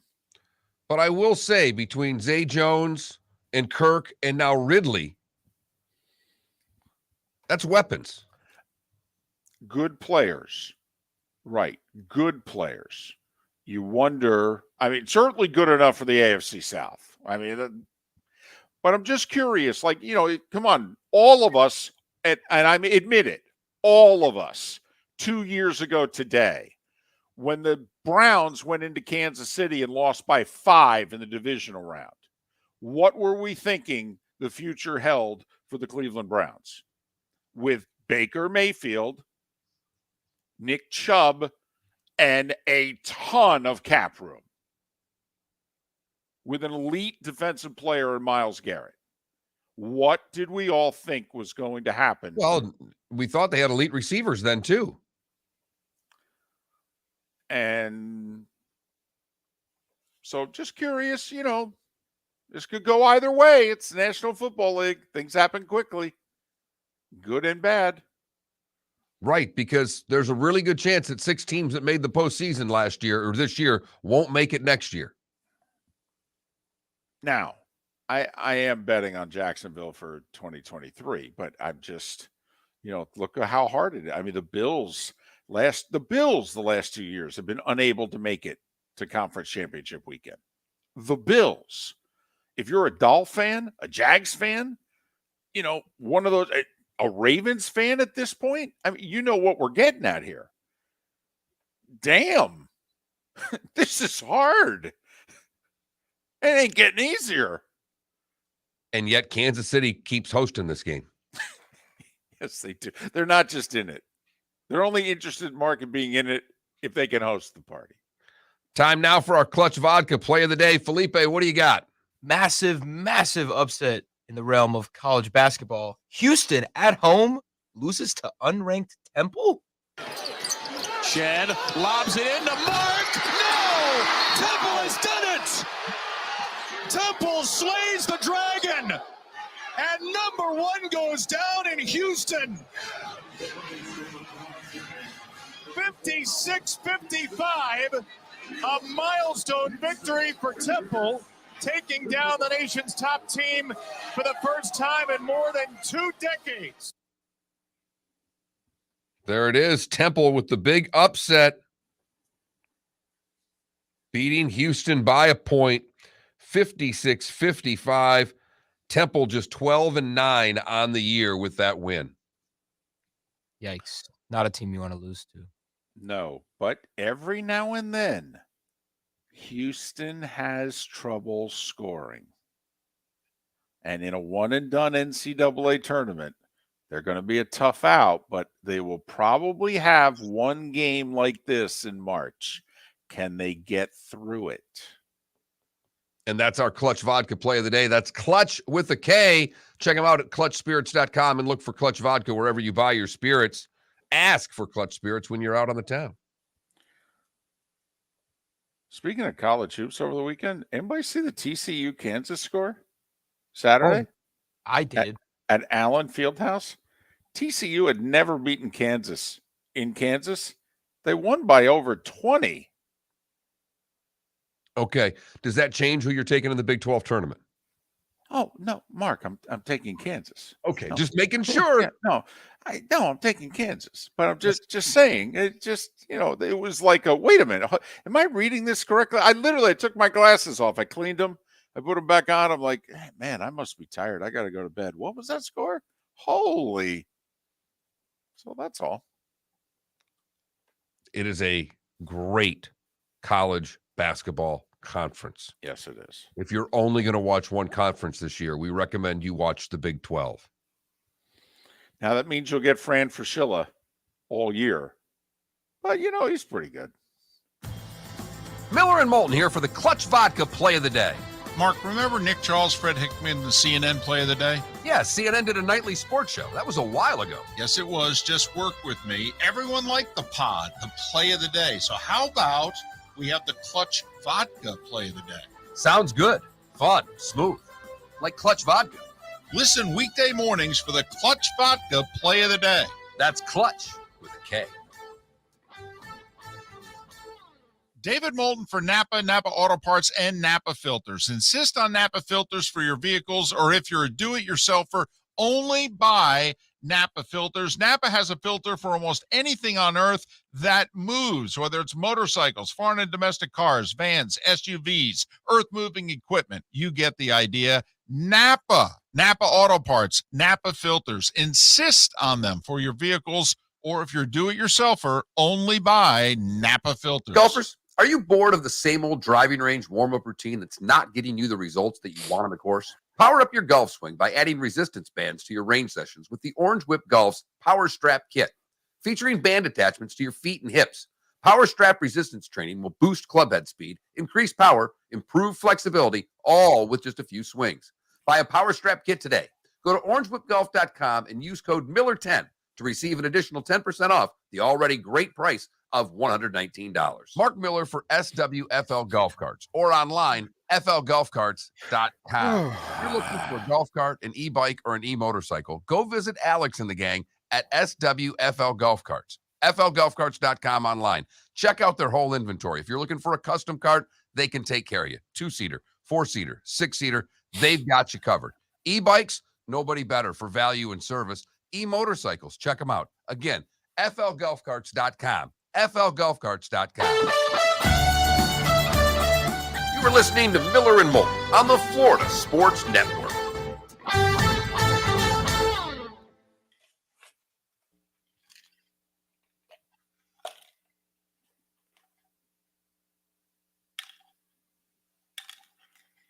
Kogi, an offensive rebound. Zaire Williams has it and will throw it the length of the court. And banked it in! And banked it in! It's a good three-point make by Zaire Williams. Yeah, That's pretty good. Yeah. I mean, it was a 91-foot Yeah, shot. it looks better on video. It's a good point.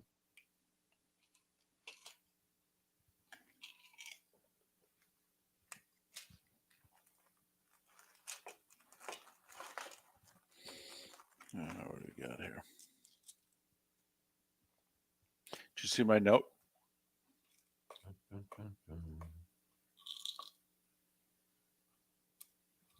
Huh. Well, the fact that Patrick Mahomes is a hockey player, I thought we need to bring up. I mean, him yelling and screaming to play, I thought was. And then if you wanted to, my morphing into a travel parent beat up on me. Love it. Did you hear, though, what the Chiefs apparently said to him? No, I didn't. When he was yelling at them to play and what have you, and they basically said, if you don't go in and get examined, we're not going to let you come back on the field. And that's why he took the jacket off and threw it down in disgust, like angry at his parents. I thought that was good television. Yeah, I agree.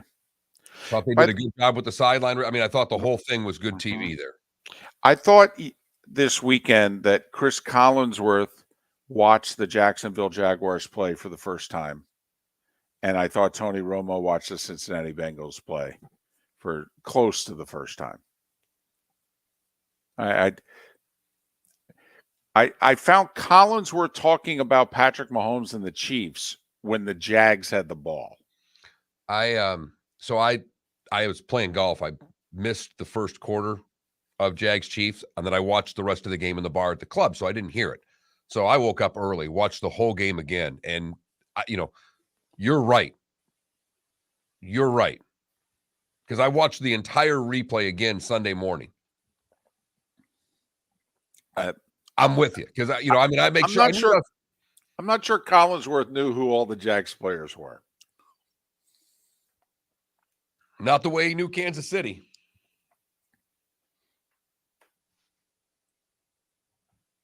There was literally a sequence when Trevor Lawrence made a throw, and he said, that's the kind of stuff we see from Mahomes.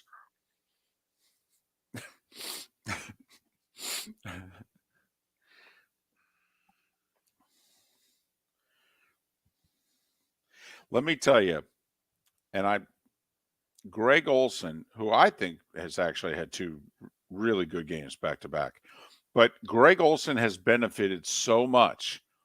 They have followed Romo each of the last 2 weeks. And Romo right now is terrible.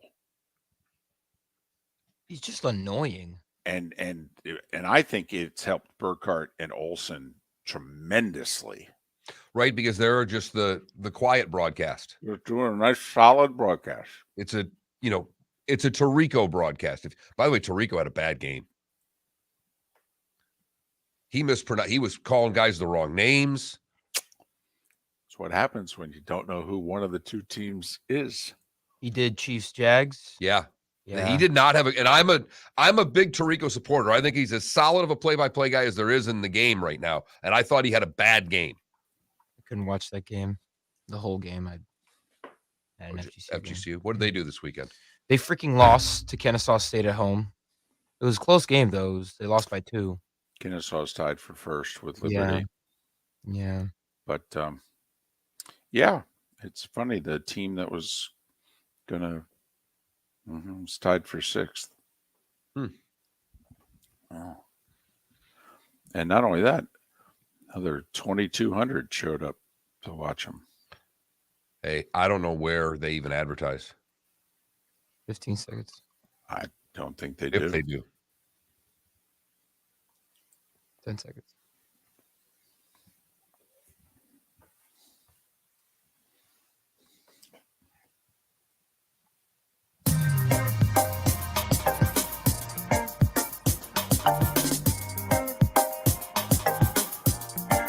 Welcome back to Miller and Moulton, only on the Florida Sports Network.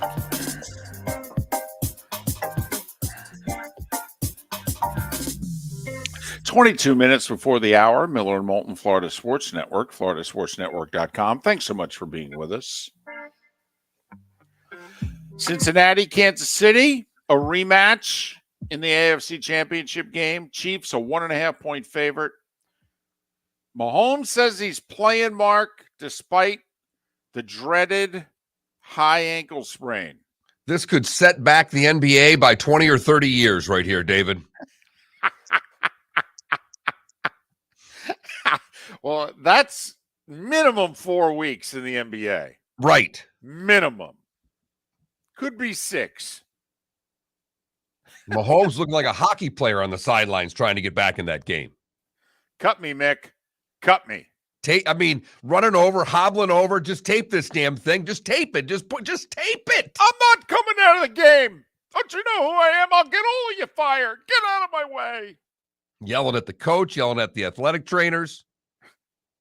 Let me tell you, when you're yelling at Andy Reid, Andy's a Mormon, doesn't even swear. I mean, I know you're upset with him because he drew those mustaches on you on the plane while you were sleeping, but still, there's no reason to take it out on him. Did you hear what the Chiefs finally said after, he threw his, I'm not going anywhere. And they finally said, go inside and get x-rayed or we're not letting you on the field. They pulled mom. Andy Reid turned around and pulled mom. Said, you're not in charge here. Don't care how big, strong you are. Don't care if you're the breadwinner. It doesn't matter. Okay? I'm the boss. Go get an x-ray. Yeah. And then I'll decide if you go back on the field based on the x-ray. You got it? Don't mouth off to me anymore either. If you're nice, I'll forget this whole thing just happened. So that's apparently, had to piece it together after the fact and all that. I thought it was riveting television. Yeah, I agree. Plus also it looked pretty serious. It was awkward enough. You're thinking, well, it definitely looks like an ankle injury, but I don't know, that knee, that didn't look that comfortable for a knee either. You're thinking, man, this could be serious. This is Patrick Mahomes. This is kind of a big deal. And then Chad Henne goes and leads him on a 98-yard drive while he was out. I mean, just when you thought the Jags had a chance, Henne comes up with the drive of his life. Man, the Jacksonville Jaguars defensive coaching staff could have used a little Miller and Moulton. Because we in the booth would have said, it's check down, Chad. Cover the short stuff. Not going to throw it downfield. Are you sure? I'm positive. Positive. It's check down, Chad. It's who he is. It's what he does. And that was during the first half when the Jags said they weren't really covering Kelsey. I mean, how big of a factor could he be? What do you have, 14 catches? 10.5. I know. I love the fact he has these games. He didn't even have 100 yards receiving, did he? Did he get to 100? He did. Okay. Because, he had that game earlier this year against the Raiders. He had like 7 catches, 4 of them for touchdowns. He had like 32 yards. Oh, I'm sorry. He did 98. I thought he had, for some reason, I thought he had 103. Don't ask me why when I looked at the stats. I thought he was over 100. So think about that. He averaged 7 yards a catch, and he killed them. 17 targets to the tight end. Well, I got to be honest. Mark. No. But I mean, right. And what are the receivers going to come back and yell at you? I'm not even implying that. I'm just saying I'd like to think that Cincinnati is going to look at this stat sheet and say, we can't let Travis Kelce get 17 targets, of which he's open on damn near every one of them. Here's the deal. Okay, the first defensive meeting. We want Marquez Valdez-Scantling to beat us. Got it? Oh, boy. So I was just so many things about that game impressed me. I mean, Mahomes coming back in. I mean, I just love the whole thing. Him limping around on the handoff and trying to get that done, coming back in the second half and playing. So, but you got to think this ankle's going to get worse before it gets better. Well, you made a hockey reference, though. I mean, come on. He won't even feel this thing. No. On Sunday. I mean, come on. But if they put any kind of pass rush and he gets hit, and you can't expect him to be mobile like he always is. Well, I mean, if you can't feel below your right knee, I mean, I don't know how that affects one's mobility. You know what? Maybe we should all try that in the next 5 days. Okay, so put ourselves in, what Patrick Mahomes is going to go through. Do we know anybody who could numb us below the right knee for 4 or 5 hours and just, see whether or not we're Ginger Rogers, Fred Astaire dancing all around the house, or whether or not we're going, I can't move. I can't feel my leg. I only can use the left one. Right. Kind of dragging this right one along here. Do I even have a right leg? What? I mean, I don't know. I'm assuming it'll be more dancing around the living room, but you're right. It was good theater. And I mean, he's tough. He's a hockey player. I think even, the St. Louis Blues are looking at Patrick Mahomes going, you could play for us. Well, especially when he comes out in the second half and on the first drive, he runs. Right. even though he's limping, even though his body language is saying, oh, this hurts. Oh, damn, this hurts. I mean, he did a little kick step to get away from someone touching his ankle, for crying out loud. I know. Please don't hit me. This hurts. Right. Yep. So I thought Mahomes' performance, just everything about it is, I mean, come on, another Mahomes-Burrow matchup. Joe and the Bengals kind of own the Chiefs. Yes, they do. Last 2 years are 3-0 against them. This will be fun. Both games should be fun. They really should. I think it will shock all of us if both games are not one-score games into the fourth quarter. I think it will Well, surprise us. It will be interesting to see, and we'll get more into it in the week. But Philadelphia, their defense is not getting the credit because they just beat up on the Giants. But when they roll those D linemen in, and they're basically running two different sets of D linemen through a whole football game. This could be this NFC game, David, could be your type of game because it is set up to be another slobber knocker. Because I think the one unit that's being undervalued of all of these is the Philadelphia Eagles defense.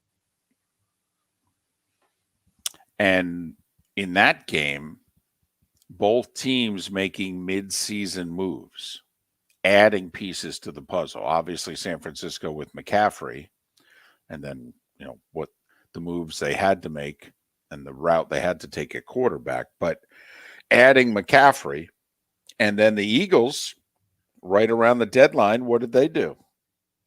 Hey, we got a run defense problem. We need some big linemen to help us out. And they go out and they get 3 of them. 3 of them. And sure enough, who are they going to have to beat to go to the Super Bowl? A team that could just line up and run their way to victory if they really had to. So, Mark, I love this. I think it's great for the league because also now in the future, other GMs need to be looking and thinking and, hey, the roster you have on Labor Day, that ain't going to get it done, boys, in most cases. You need to add to it. It's like baseball, hockey, basketball. Come on, you got to make this better. We're trying to win a Super Bowl here. Well, and I think the other thing, obviously, quarterback play is the most important thing. I get it. But when it comes to January and cold weather football, being able to run it, being able to do what Cincinnati did in that game and being able to dominate a line of scrimmage, being able to do what the Niners, who couldn't run it the whole game, what did they do in the fourth quarter? They were able to run the football finally. What do you do if you're the Bills? Quickly. Like, are you good enough? Is that just, listen, we were so banged up. Our secondary was depleted. We didn't have Von Miller. Okay, you get us healthy. Let's line up. Let's go. Or because Mark, we talk about it, trying to go from bad to decent, bad to pretty good. Okay, that's easy. I mean, it really is. There's a Giants-Jags story every year. There is somebody who goes from 5 wins, 4 wins, and sneaks into the playoffs. By the way, that team last year was the Philadelphia Eagles, who snuck in at 9-8, by the way. But then, go from pretty good to good. Get to great. And now here's Buffalo, who can't get to a championship round. Last 2 years. Last 3 years. AFC championship game, divisional round. What do? You just keep, let's go. Let's do it again. I think so. I think the injuries set them back. I think you got to try to get a little bit better on defense up front. You may have to move some pieces around there, but I don't think it's monumental changes. Don't you love in sports how seemingly every top draft pick that you miss on really comes back to bite you? The Bills in the last 4 years have spent first-round picks on Ed Oliver and Greg Rousseau on the defensive line. And when they really needed them, these guys were MIA. The Dolphins, all those offensive linemen that they've spent all those first, second, and third round picks on. And they needed how many of them to come through? And they, for the most part, couldn't. Mark, it's, in baseball, they say the if you have a weak spot on the team, eventually in a playoff series, the ball will find that person. It's just remarkable how many times you miss on, look at the Jets. Joe Douglas has done a lot of really good things. He got Zach Wilson wrong. Look where they are. 1 draft pick. 1 pick he'd like over again in 3 years. Well, and we focus so much on the quarterbacks, but you just brought up the linemen in Miami, the D linemen in Buffalo, that might just not be good enough. Right. first-round picks, second-round picks, guys you needed to just be good. This is valuable capital here. You didn't go out and sign free agents, et cetera. Why? Well, we drafted this guy in the first round. Then the next year we drafted this guy. They'll get the job done for us. No. No, they won't.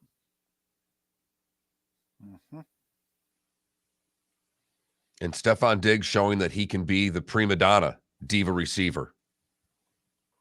I'm open! Not just during the game, but after the game. He apparently cleared his locker room and ran out and then was brought back in by another player and left 5 minutes later. That player was Duke Johnson, by the way. Yeah, practice squad guy said, dude, you can't just walk out. Okay, you got to wait till the coach. After the coach says this thing, then you can do whatever you want. You and your divas, Moulton. I love me some divas. By the way, he was open on that one play, but I digress. Yes, he was. He was. He was open in the end zone, threw to the He wrong was. guy. Yeah, wide open, in fact. Yep. Remember, divas are never wrong. Well, that's not true. That's not true. They're just divas. There are times in which they're convinced they're never wrong. But in this case, he was open. All right. But yeah, he's not taking losing well. Most divas don't. Got that right. I mean, Felipe, if J-Lo doesn't get the part, do you think she's happy? No. It's a bad night back at the ranch for Ben. And Josh didn't hit him. 10 targets, only caught 4 balls. They lost. And they lost. They were the Super Bowl favorites. They lost. He's not happy. I love me some me. That's who I want to throw the ball to. Okay. You wait to see when Jamar Chase and the Bengals lose a big game. See how Jamar acts. Okay. Trust me. Come on now. It ain't just Diggs. No. Oh no.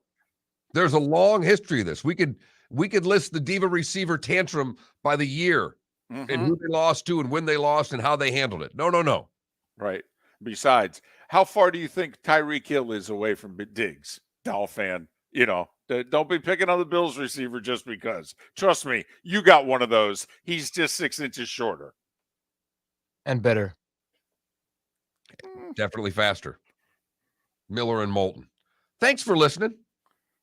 Where else? Right here on the Florida Sports Network. Bring your big mouth to John Smith Subs and indulge in their overstuffed subs with the freshest quality ingredients. Enjoy our famous steak bomb with perfectly grilled marinated sirloin steak topped with provolone cheese, grilled onions, peppers, mushrooms, crispy bacon, juicy tomatoes, and creamy mayo.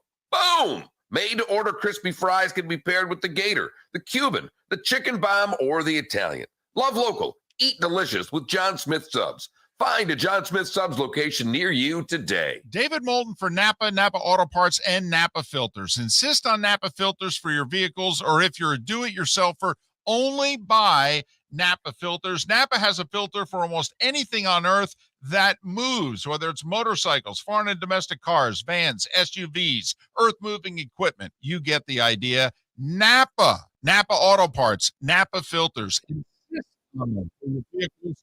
Or if you're do-it-yourselfer, only buy Napa filters. Mark Miller for SWFL Golf Carts, or online, flgolfcarts.com. If you're looking for a golf cart, an e-bike, or an e-motorcycle, go visit Alex and the gang at SWFL Golf Carts. flgolfcarts.com online. Check out their whole inventory. If you're looking for a custom cart, they can take care of you. 2-seater, 4-seater, 6-seater, they've got you covered. E-bikes, nobody better for value and service. E-motorcycles, check them out. Again, flgolfcarts.com. flgolfcarts.com. Miller and Moulton here for the Clutch Vodka Play of the Day.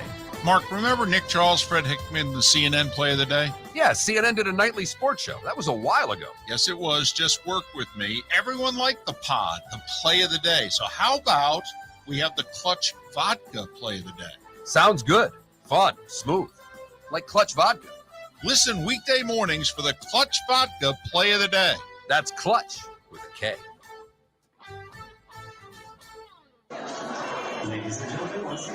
Yeah. Hi.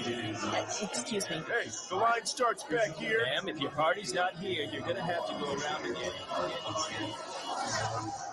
If you had the opportunity to avoid all this, wouldn't you?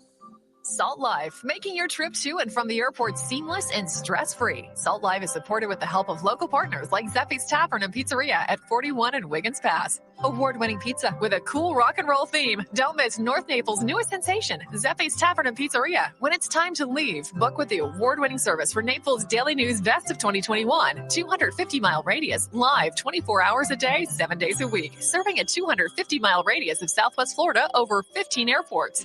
Salt Life Transportation, the official transportation of the Miller and Moulton Morning Show. Book now, 239-308-8686, or online at saltlifetransportation.com.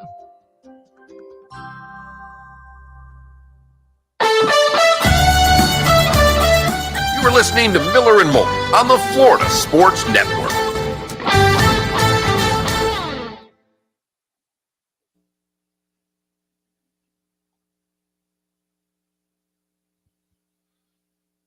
John Rahm is 54 under par in 8 rounds of golf in 2023. Yep. That'll play. Thanks, Heidi's dad. I love John Rahm. And I love that he's built like a bear. Oh, that's a pass. Oh, that isn't a sweet pass. Hey, Chris Paul plays. They start winning games.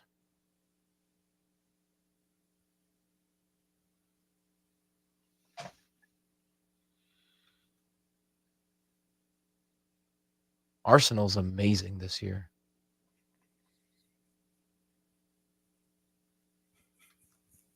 There's the shot. Yeah, in an 87-69 game at the time. Right. I just like how crazy the announcer went.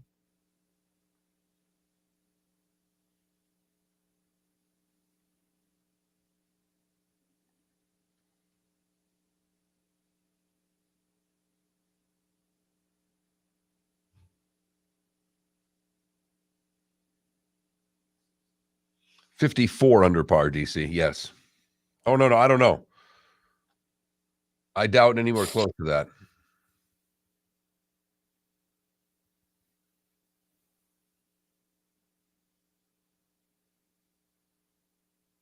Damn. That's what I thought the play was going to be, was that catch. That was pretty. Because that had to Pretty sound good. good on Niners radio network.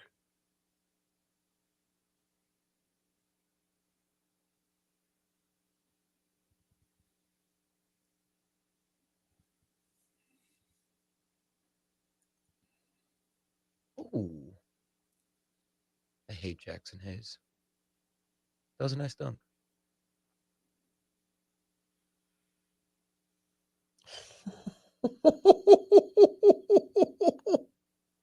Oh my God. Yeah, that was filthy. Yeah, Xander Schauffele with the Albatross. Oh, yeah, that was nice.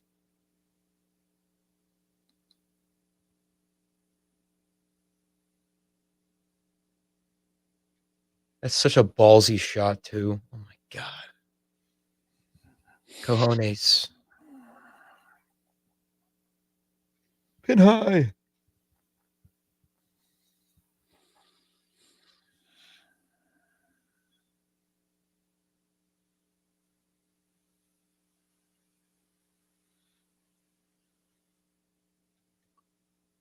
Dead streak.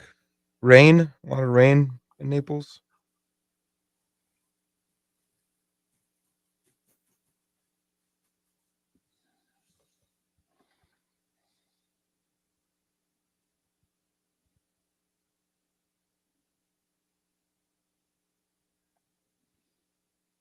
By the way, 15-degree difference from you to me right now.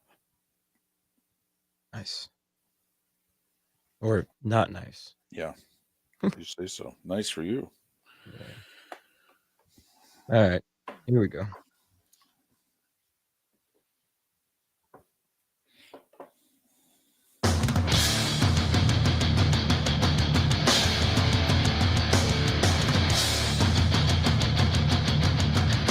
You are listening to Miller and Moulton, exclusively on the Florida Sports Network. And now here's Mark Miller and David Moulton. Top of the morning to you. How the heck are you? Thanks for starting your week off with us. Miller and Moulton, the Florida Sports Network, floridasportsnetwork.com. Kansas City, Cincinnati, San Francisco, Philadelphia. That's what we're down with. First 27 spots in the draft are now set. Normally it's 28, but the Dolphins lost their first-round pick for tampering. The two guys that they tampered with last year are available this year. Apparently they're not interested. Doesn't make any sense, but that's for another day. Hey, can I bring up something we haven't talked about yet? Sure. You remember that Jamar Chase touchdown catch in the back of the end zone? Mm-hmm. And then they go to the sidelines and they're lining up for the extra point, and then all of a sudden New York goes, hey, hold on a second. I don't know if this is a catch.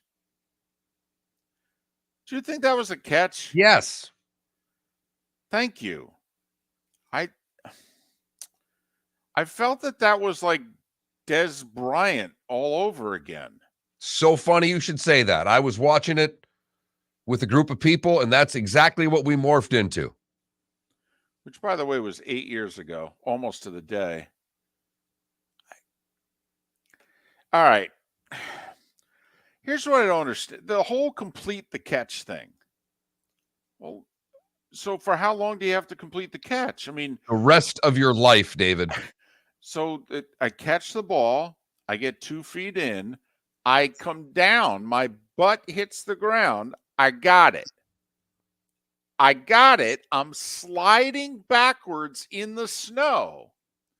A guy lands on top of me, tries to jostle the ball away from me. Does he move the ball in my gut? Yeah. Yes, absolutely. And does the ball go from like my chest to down to like my belly button and my waist? Yes. And do I have to, since he's reach down and re-grab it? Yes. But the ball didn't come loose. It didn't hit the ground. It stayed on my body.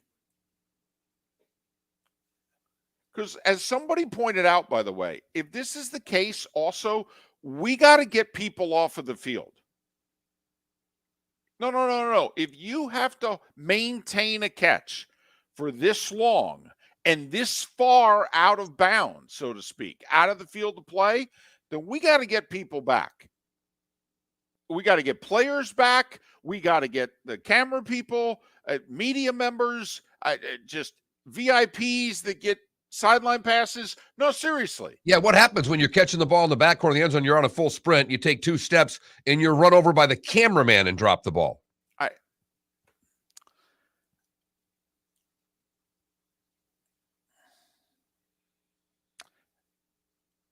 CBS seemed to think, well, Romo didn't. He didn't offer an opinion, but he told us it could be one or the other.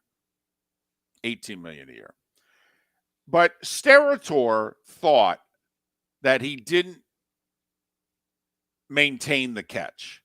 Steratore was leaning towards, I think they got to overturn this. Okay.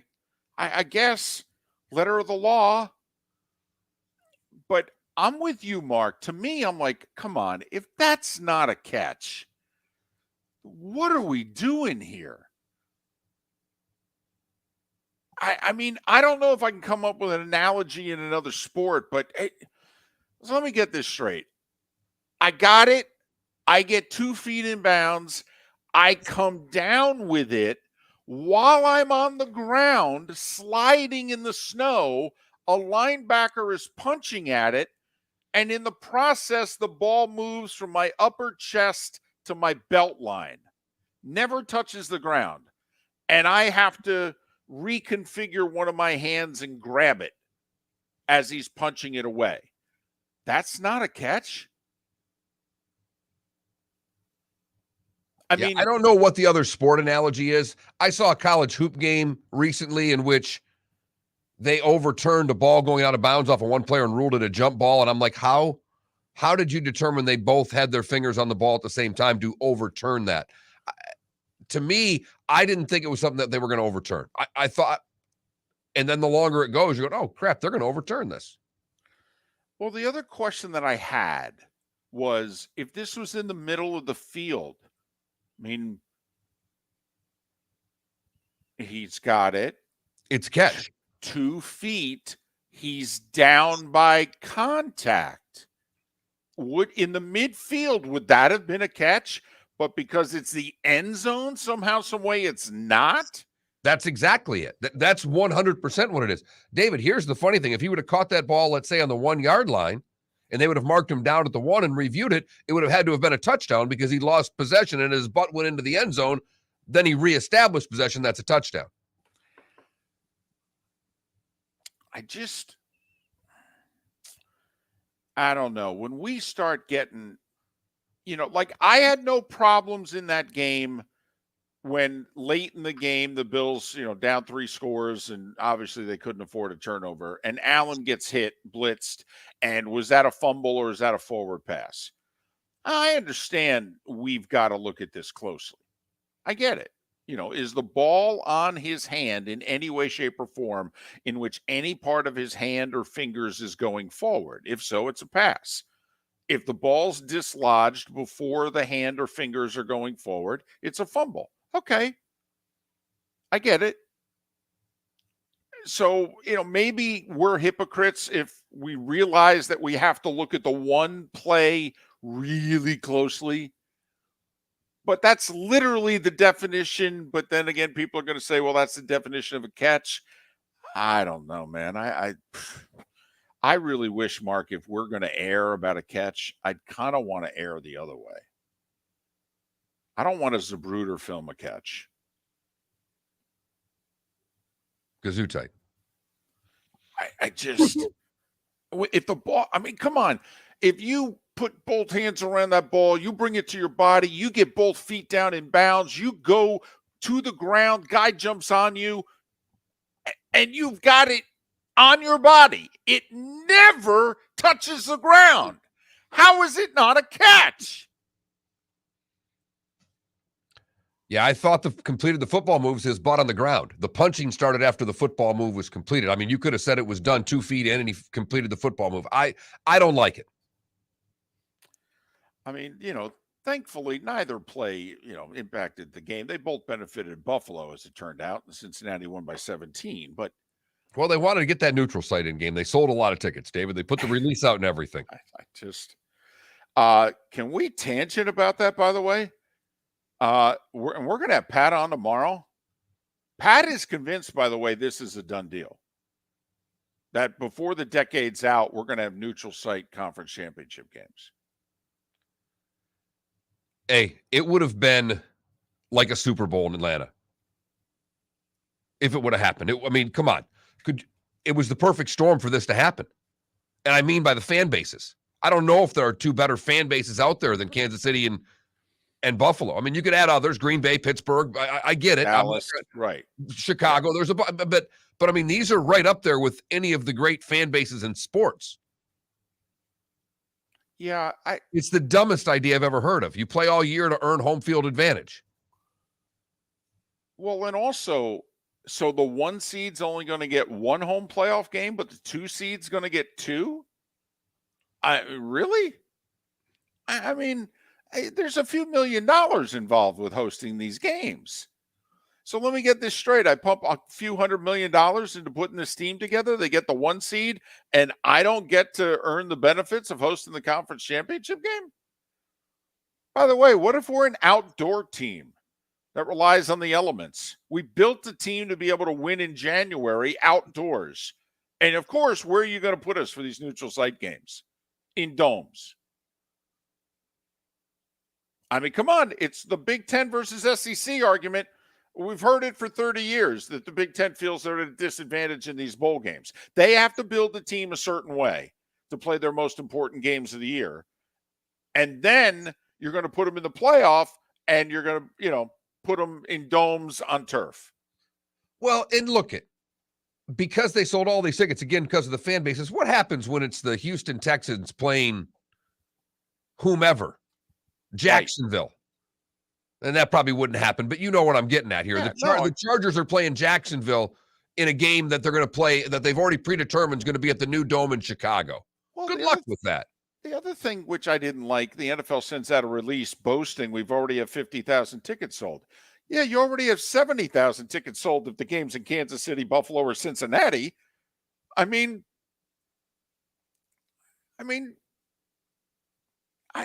hate this idea. The other thing is it just smacks of obscene greed. You're a $20 billion enterprise.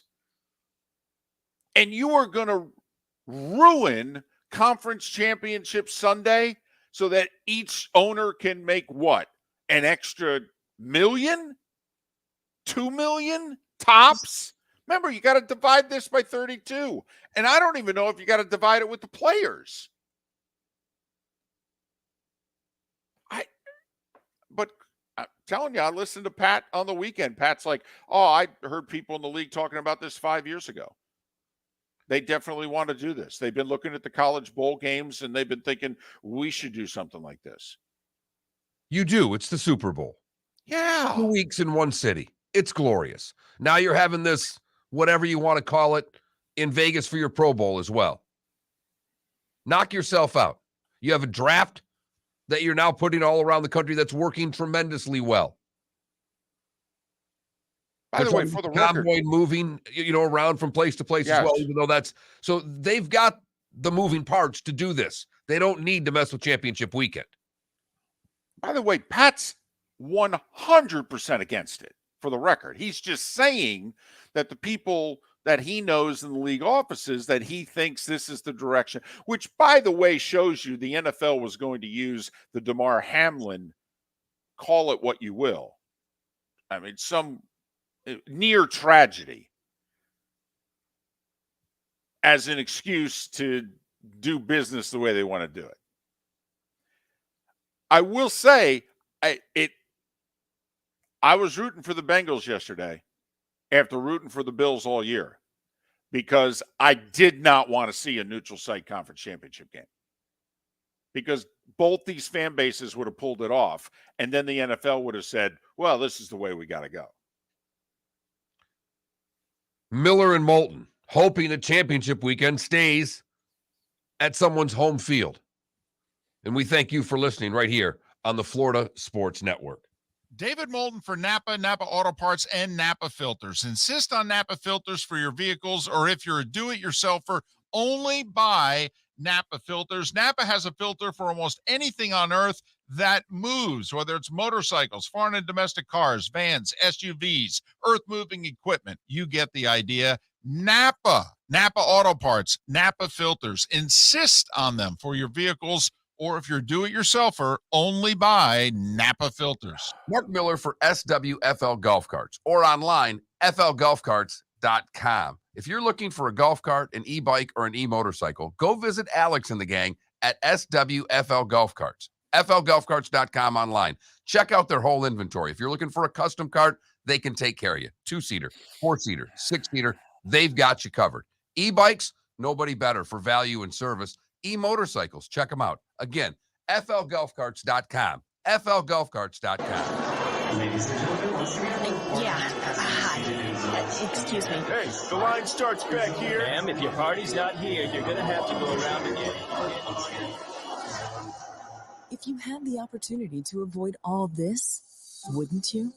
Salt Life, making your trip to and from the airport seamless and stress-free. Salt Life is supported with the help of local partners like Zeffy's Tavern and Pizzeria at 41 and Wiggins Pass. Award-winning pizza with a cool rock and roll theme. Don't miss North Naples' newest sensation, Zeffy's Tavern and Pizzeria. When it's time to leave, book with the award-winning service for Naples Daily News Best of 2021. 250-mile radius, live 24 hours a day, 7 days a week. Serving a 250-mile radius of Southwest Florida over 15 airports.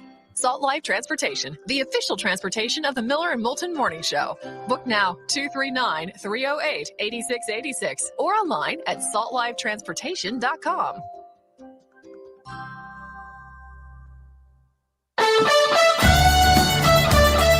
You were listening to Miller and Moulton on the Florida Sports Network.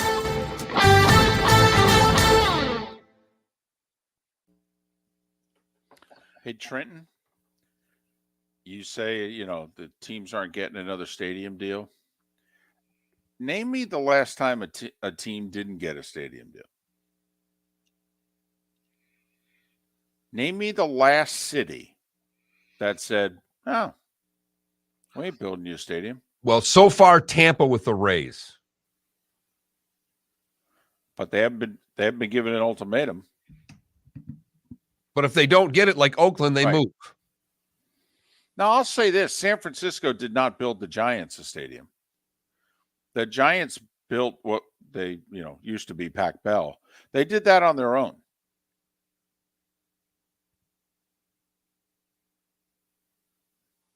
What are you talking about? St. Louis built the dome.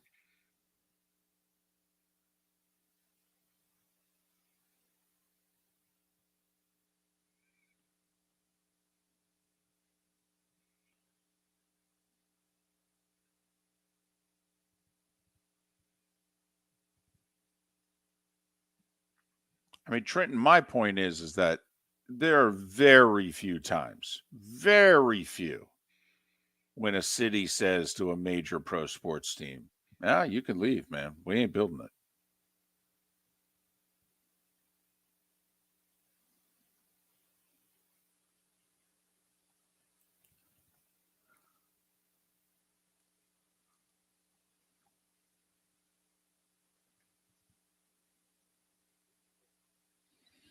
Adam, I'm just so conditioned to not watch any of the pregame shows that, I literally don't even think about turning on a pregame show. I just laugh. They've got Sean Payton on, and they obviously can't ask him about anything that's going on. Well, right, which is ridiculous because they should be able to. So who have you interviewed with? How did it go? You plan on interviewing with anybody this week? How could you not do that? No offense. We're paying you a lot of money. You got to answer these questions.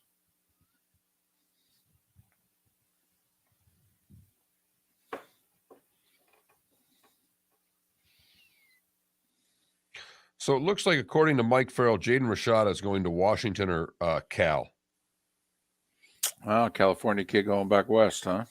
Well, he visited Arizona State, he's visiting TCU, and then Washington, Utah, and Cal. And they're basically saying if his biggest chance for a big NAL payout is Washington or Cal. Adam, I'd be shocked if he doesn't say yes to Denver.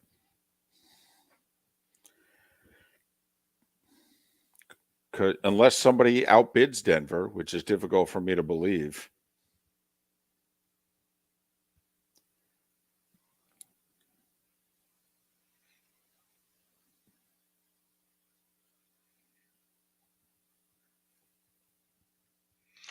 I've sent you some of the videos this guy does, this Mike Camerlingo. He's the one that does the 1-minute movies on breaking down everything. He's done it about movie scenes. They're already goading him to try to do the last play of the Cowboys 49ers.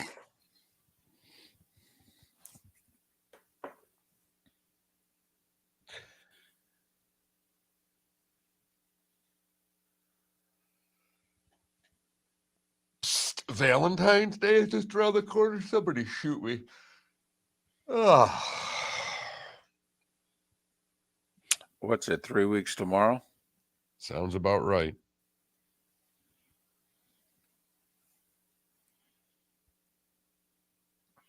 See, this is the time of year you can get the dozen roses for like $15. The problem is they can't last long enough.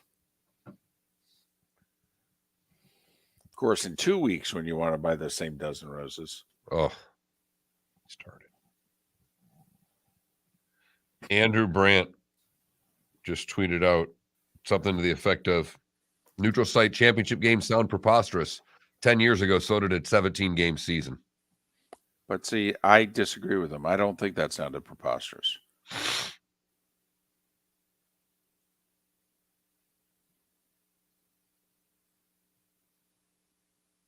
Here we go.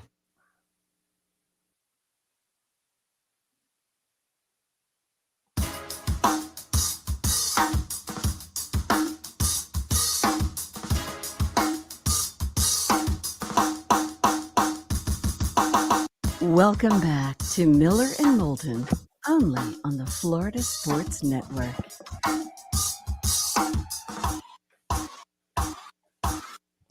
21 minutes past the hour. Miller and Moulton, Florida Sports Network. FloridaSportsNetwork.com. Thanks so much for being with us. David Sampson, Pat Kerwin on the show tomorrow. How about that? How about that? How much money is Joe Burrow going to get paid? However much he wants. Oh, seriously. I mean, if he keeps saying no, what are they going to do? They're going to draw a line in the sand with him? No, I'm just trying to figure out what the size of that contract's going to be and for how long. I think it's going to be for however much Joe wants it to be. And I'm not being a jerk. Like, you know, they'll sit down with him and they go, Joe, if we give you $60 million a year, it's going to really hurt us being able to put a team around you. And if he says, yeah, I don't care. That's my price. Meet it, or we can play this out. You know, we can do the whole fantasy tag thing. And, you know, I could hit the streets at about 29 years of age. Trust me, somebody's going to pay me what I want. You're the one trying to build a new stadium. That's what I'm I mean, so how many years and for how long? Well, you should look up the Josh Allen and Patrick Mahomes contracts and realize that Burrow is going to say to the Bengals, yeah, those are bad deals. They both signed really long-term deals, not nearly enough guaranteed money, and quite frankly, not nearly enough AAV, annual average value. So here's what I want. And then he's going to tell him, I either want short-term this or long-term this. And apparently the big holdup with Lamar and the Ravens is that Lamar's going, what part of 100% guaranteed are you not listening to? And the Ravens are like, Lamar, we're not going to guarantee the whole contract. And he's like, okay. I turn 26 next month, you know. I can play this out. Well, you've gotten hurt the last 2 years. Okay. I don't know if you've noticed, there's a few teams who need quarterbacks in this league. I think they'd be willing to pay me.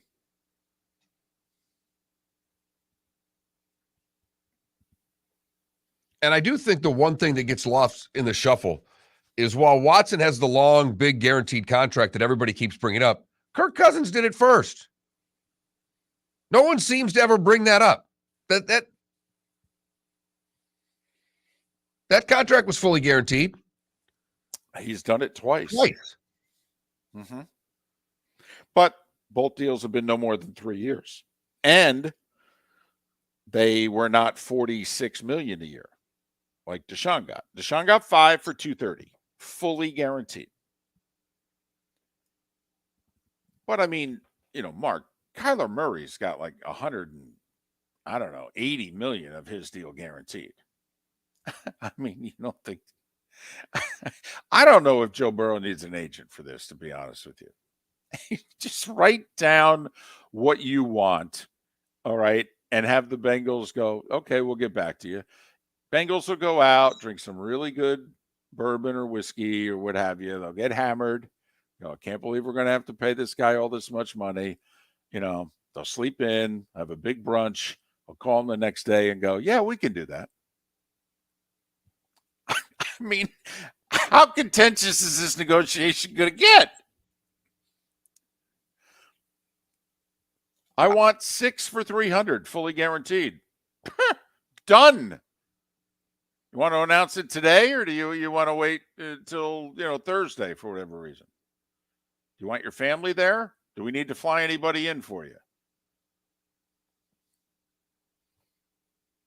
All right. I'm just has me wondering. If the term's long enough that it's going to be $500 million? I think it's whatever he wants. If he's looking at the salary cap and is being told you don't want to do what Mahomes and Allen did, you don't want to sign away your career. You actually want to. I know you blew out your knee once and bad things could happen. I get it. But if you think, physically you're going to play to your mid-30s, then we want to do this 5 years at a time. Because we could renegotiate this sucker every 3 years if we do it 5 years at a time. And we'll go from $50 million a year to 55 or 60. You got to be willing to risk it, but trust me, I can get you $200 million more a year between now and the 2030s than those other two guys are making. But we got to be willing to roll the dice. I can get you 200 more million than those guys got. And you're 100% right. Woo. I mean, Mahomes signed a $450 million contract, and everybody said, wow, the Chiefs got a deal here. Talking about guaranteed money and how long he committed for. And we knew that television money was around the corner. Everybody knew what was. I mean, the NFL had publicly said, everybody, you're going to have to pay twice as much next time. And they all went, okay. I mean, we all knew where it was going. I mean, Miller and Moulton told you 2 years ago where the salary cap was going. What the heck do we know?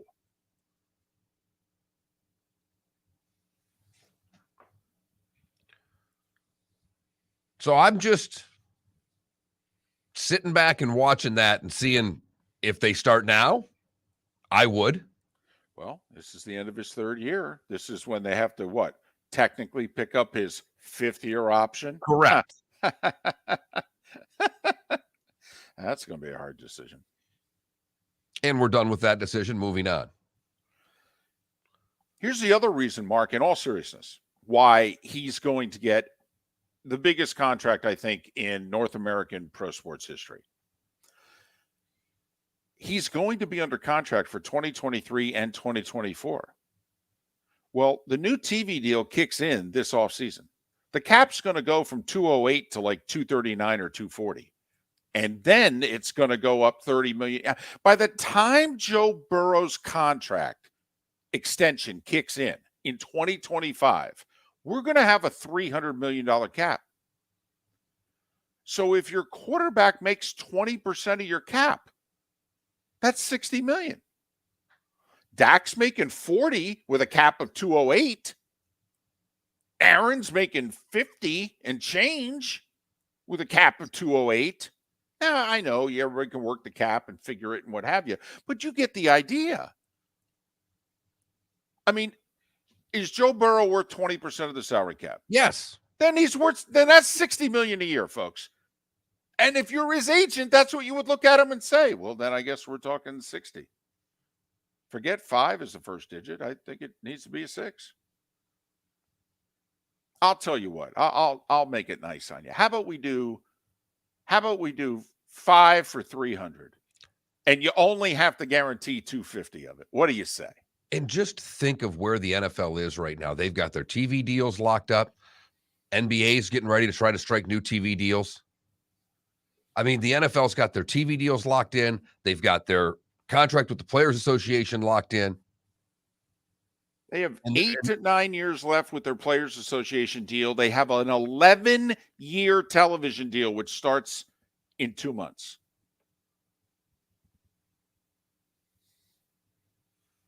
NFL players are getting paid, folks. Yeah. Salaries are going up in a big way across the board. Now, the quarterbacks may get all of it, but I mean, that's why the Jags with Trevor Lawrence. I mean, hell, his contract extension won't even kick in till the 2026 season. I'd do a new deal with him now. And if I were him, I wouldn't. No. What's Joe Burrow going to get paid? Any damn thing he wants.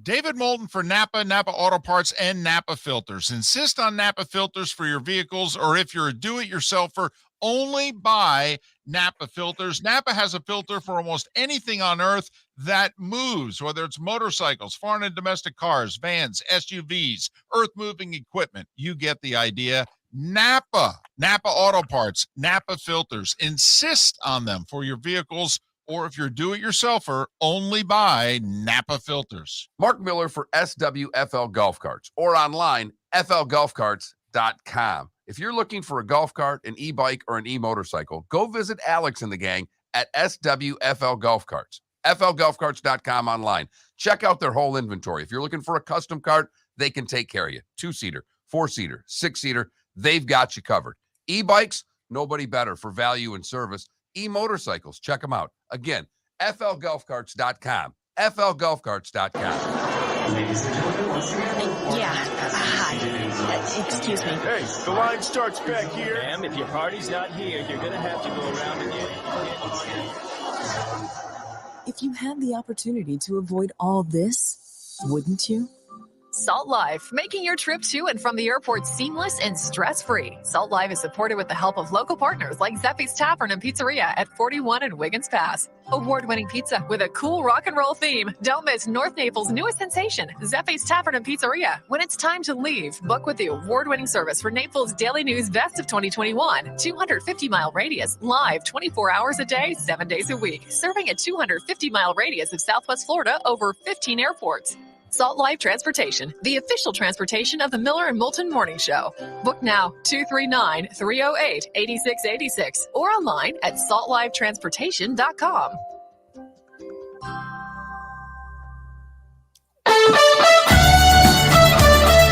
You are listening to Miller and Moulton on the Florida Sports Network.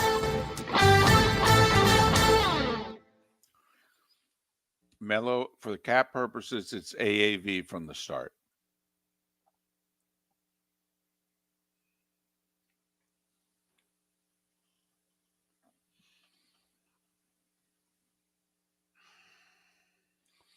There's the cap hit, and then there's actually, the cash figure that player gets in a given year. Like Dak got like $100 million signing bonus. So the amount of cash they have to pay him every year is much lower than his $40 million AAV. Did you see my note? Yes. Okay.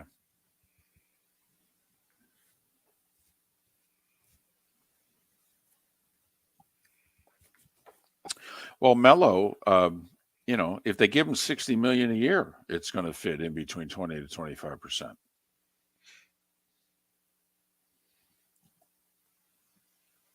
I mean, if you're the Bengals and you offer Joe Burrow this offseason a 10-year, $600 million extension, $450 guaranteed.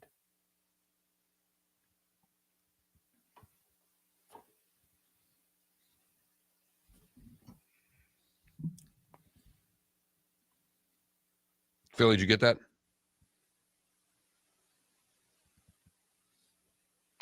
Yes. Okay. And you can do that? You're good? Yes. Okay. The XFL starts a week after the Super Bowl, yes. And the XFL is an ESPN thing. I was about to ask. The USFL is an NBC Fox thing. Fox actually owns like half the league or more than that. And that doesn't start till around the draft. Just before it, I think.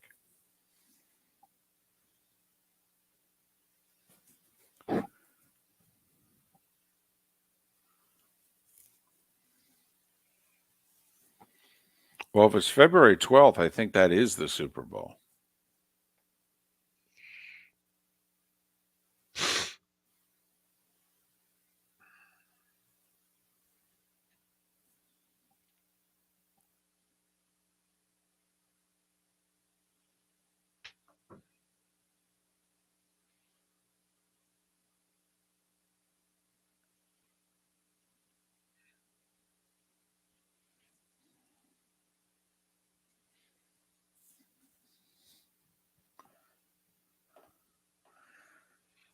Yeah, DC, if he turns it down, that's.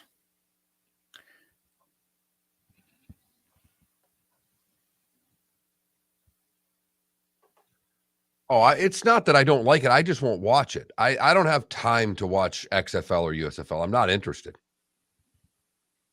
It's not whether I like it or dislike it. I'm never going to get to the point where I'm going to have an opinion.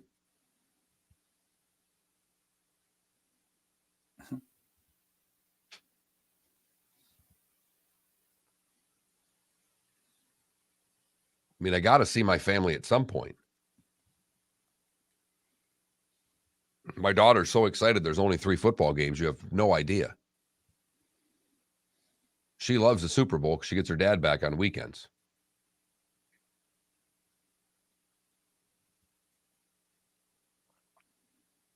This team played like they wanted their season to end today, and it did.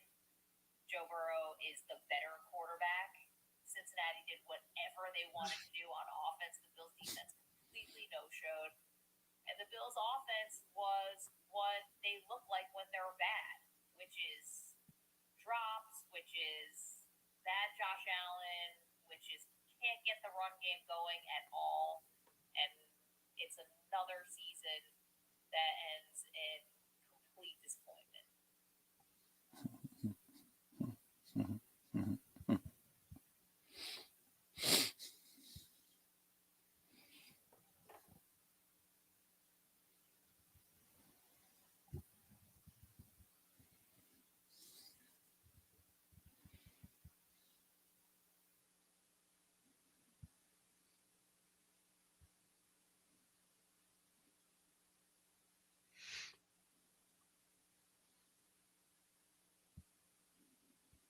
Here we go.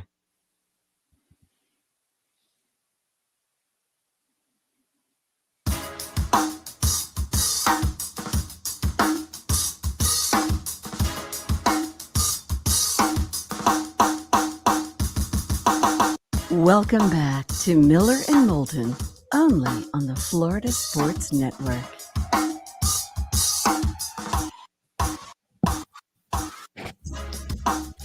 "22 minutes before the hour, Miller and Moulton, Florida Sports Network, floridasportsnetwork.com. Thanks so much for being with us. You had a historic weekend this weekend. Historic. Something that, never happened to you before, something that, quite frankly, you never thought, would happen to you. That's coming this weekend. Oh, so you just found out the news. Okay. It hasn't happened yet. It dawned on me Saturday morning when my daughter was at soccer practice.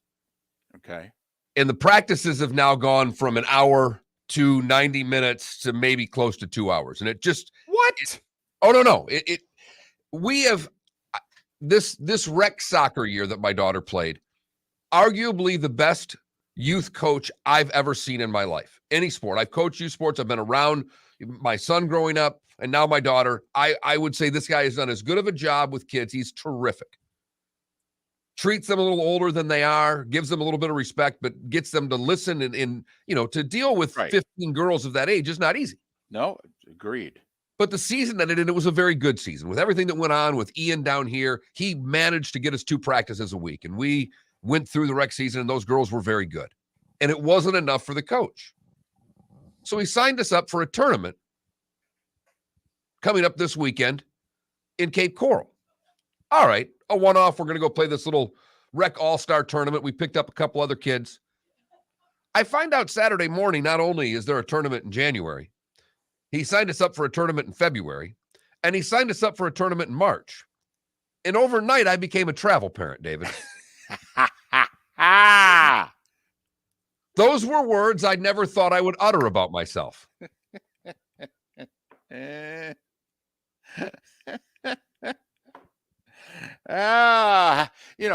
I'm going to be intrepid sideline reporter. How's it feel, Mark? I'm mortified.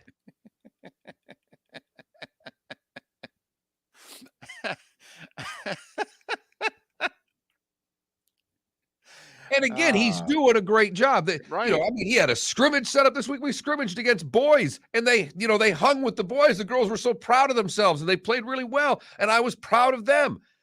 And I'm still a travel parent. Yeah, yes, you are. Yep.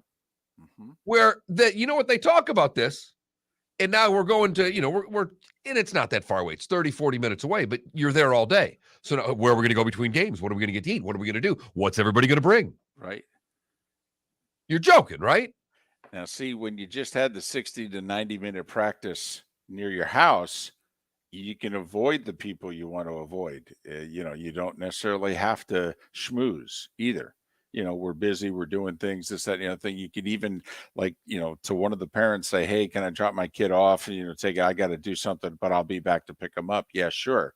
Now this, like you said, this is an all day thing. We got to plan a meal probably together at a nearby restaurant, maybe 2. Right. Oh. Mm-hmm. Well, congratulations. Taking it to the next level. There's just good for you. And you know what happened? All of a sudden, the scrimmage happened. The parents started yelling a little bit more. There was a little bit more fear going on. So now I'm prepared to have to pull a Moulton next weekend where I sit away from everybody else. I know that was your move with your daughter at cheerleading and gymnastic competitions where you just went to your own corner of the place and watched from there. I got yelled at by 2 parents one time because I wouldn't yell at either the coach or the official. My daughter was 9. Okay. And I looked at them and they go, well, you're the sports guy.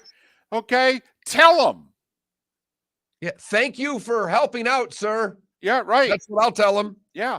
Great job. Exactly. And so I walked over to the coach and I go, I don't know how you do it, man. I got your back. Okay. These people just, if you want to walk away, I totally understand. And I support you. And I walk back and, they go, what'd you say? And I go, well, I told him, don't worry. Okay. We're going to get our act together. Yeah, right. We're going to get our act together. We're 9 years old. They all chase after the ball. That is what I'm dealing with here too. This is an under 10 tournament, and apparently we've signed up for 3 of them. Okay. So okay, I'm a travel parent. It happened. Congratulations. Woo! Congratulations. So, all right. I just heard the news. I just thought we'd share it with everybody. Yep. Well, you've got more time on the weekends with very few football games and what have you. And so now we know how you're going to be spending it. Well, I know that it's Sunday at 3. I don't care how this tournament's going. I'm not going to be at the tournament. All I know is that if he keeps scheduling soccer matches, boy, are you going to get back into NASCAR. Man, oh man. And I also figured he's a big Giants fan like you, David. I figured out he planned this tournament knowing that the Giants weren't going to go very far in the playoffs because if the Giants would have advanced, he might have canceled the tournament. Miller and Moulton. Man, if you're a Bills fan, just try not to take it out on the rest of us, okay? We didn't do anything. You want to start firing people now and what have you. That's okay. We understand you're hurting. Cowboys fan also don't take it out on anybody today. We didn't deserve it. Okay? Just because you lost to Brock Purdy, who's 1 win away, by the way, doing something that no one's ever done. No rookie quarterback's ever taken a team to a Super Bowl. And they're just a 1-point dog. Yep. Or a 2-point dog in that game. Yeah, right. Technically, I think 2. By the way, Hurts and Purdy played against one another. Right. Iowa State against Oklahoma. And it was like 43-42 or 44-43, something, very Big 12-ish. Man, could you imagine if we got something like that? I'd be stunned. My goodness. These 2 defenses? But just even if it was that, even if it took 10 points off each. I'd still be stunned. If both these teams got into the 30s, I would be floored. 42-41 apparently was the game they played. Hurts in Oklahoma beat Purdy and Iowa State. I think it was 2019 because Jalen was with Bama, I think, through the 2018 season. He bailed Tua out in the SEC title game in 2018. 2019, I think, was the year he went to Oklahoma. So Purdy threw 5 touchdowns, Hurts threw 3. So there. So a little Big 12 rematch. Yeah. Could you imagine if we got 32-31? I would sign me up right flipping now. Man, oh man. I think it's a lot more likelihood that we'll have 22-21. Yes, I'm with you. And I'd love to be the team that got to 20 in that game. I'd feel pretty good about myself if I could get to 20 because I think the defensive units on both sides are really good. Hey, do you think Dolph fans feeling pretty good today going, oh, we can get this Buffalo team? That's what I was wondering. As I was watching Buffalo being systematically dominated yesterday, I'm thinking to myself, is Dolph fan like, this division's ours now? They had their 3-year run. This is our show now. If you're the Jets, by the way, did you hear what Joe Namath said late Friday? Joe Namath is doing an interview in New York, and they start talking about, needing a quarterback and what have you. And they mention, who do you think they should go out and get? And Namath says, well, I'll tell you what, if they go get Aaron Rodgers, I'll let him wear number 12. Well, didn't Schefter say that there's some there to that? Listen, who the hell knows with Aaron Rodgers? I mean, the Packers don't even know. We don't even think Aaron Rodgers knows. But, I mean, and listen, imagine there's a quarterback out there who's number 13. And Marino said, well, I'll tell you what, if we go get him, I'll let him wear 13. They're trading for Joe Burrow? So that's what Namath came out and said. And you think about it, between Brady and, if he's willing to do it for Rodgers, my guess is he'd be willing to do it for Brady too. So, there you go. And remember, where did Favre go when he left Green Bay? He got traded to the Jets before he ended up in Minnesota. So, where do you think Aaron Rodgers plays next year? Boy.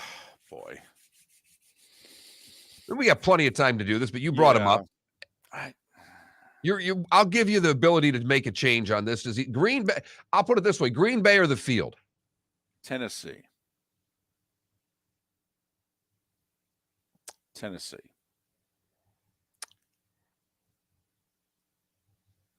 That would be fascinating. He bought a house last year in Nashville. Very under the radar. Just throwing that out there. And if they're going to move him, it's going to be an AFC team. They would prefer it to be, yes. So, you're asking, I got to throw, early. This is early.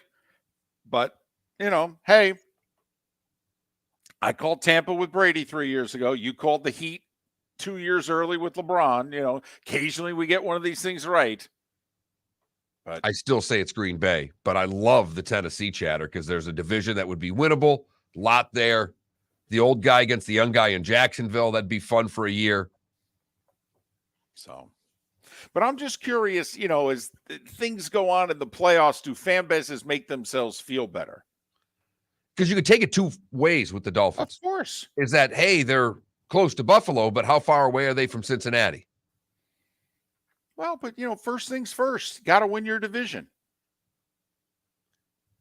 And, you played them as tough as you did with Skylar Thompson. And then you saw what happened to him, and you're thinking to yourselves, well, hell, we get healthy. This is our division, baby. Same thing if you're running the Jets and you watch what's happening with Buffalo, are you thinking, you know what? They can be had.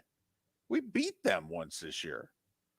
I think it's a little bit of fool's gold with what happened to that defense at the end of the year. I think that was a banged up unit.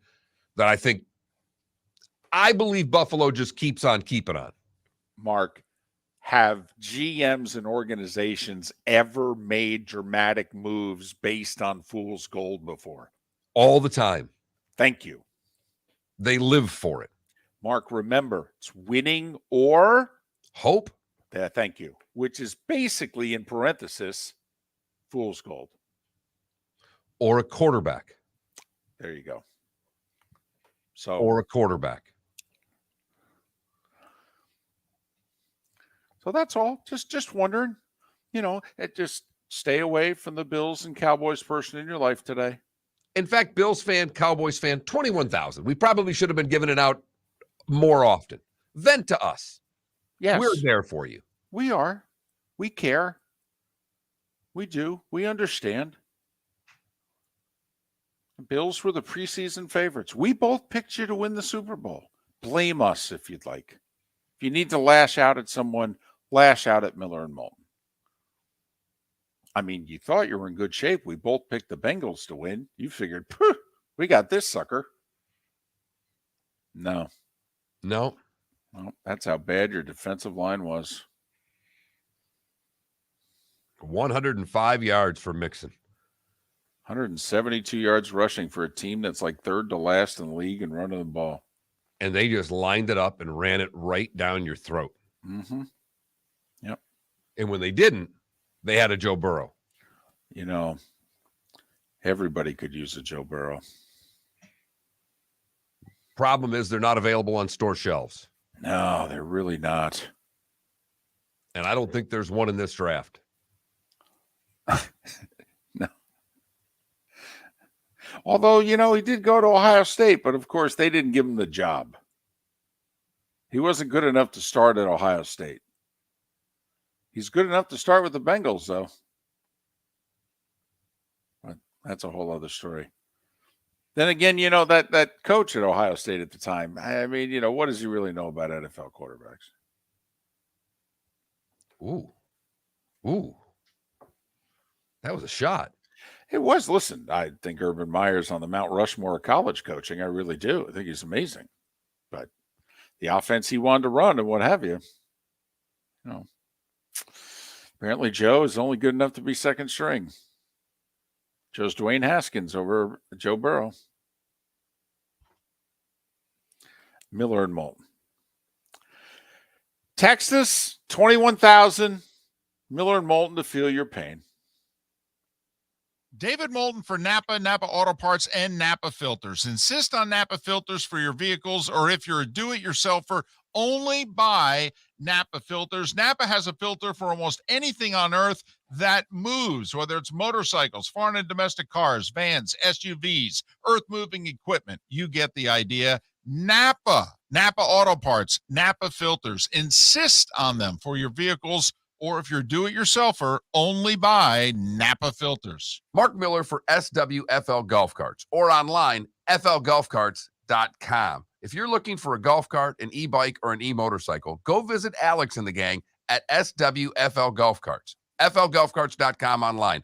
Check out their whole inventory. If you're looking for a custom cart, they can take care of you. 2-seater, 4-seater, 6-seater, they've got you covered. E-bikes, nobody better for value and service. E-motorcycles, check them out. Again, flgolfcarts.com. flgolfcarts.com. Ladies and gentlemen, Yeah. Hi. Excuse me. Hey, the line starts back here. ma'am, if your party's not here, you're gonna have to go around again.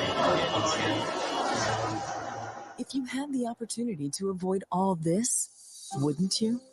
Salt Life, making your trip to and from the airport seamless and stress-free. Salt Life is supported with the help of local partners like Zeffy's Tavern and Pizzeria at 41 and Wiggins Pass. Award-winning pizza with a cool rock and roll theme. Don't miss North Naples' newest sensation, Zeffy's Tavern and Pizzeria. When it's time to leave, book with the award-winning service for Naples Daily News Best of 2021. 250-mile radius, live 24 hours a day, 7 days a week. Serving a 250-mile radius of Southwest Florida over 15 airports.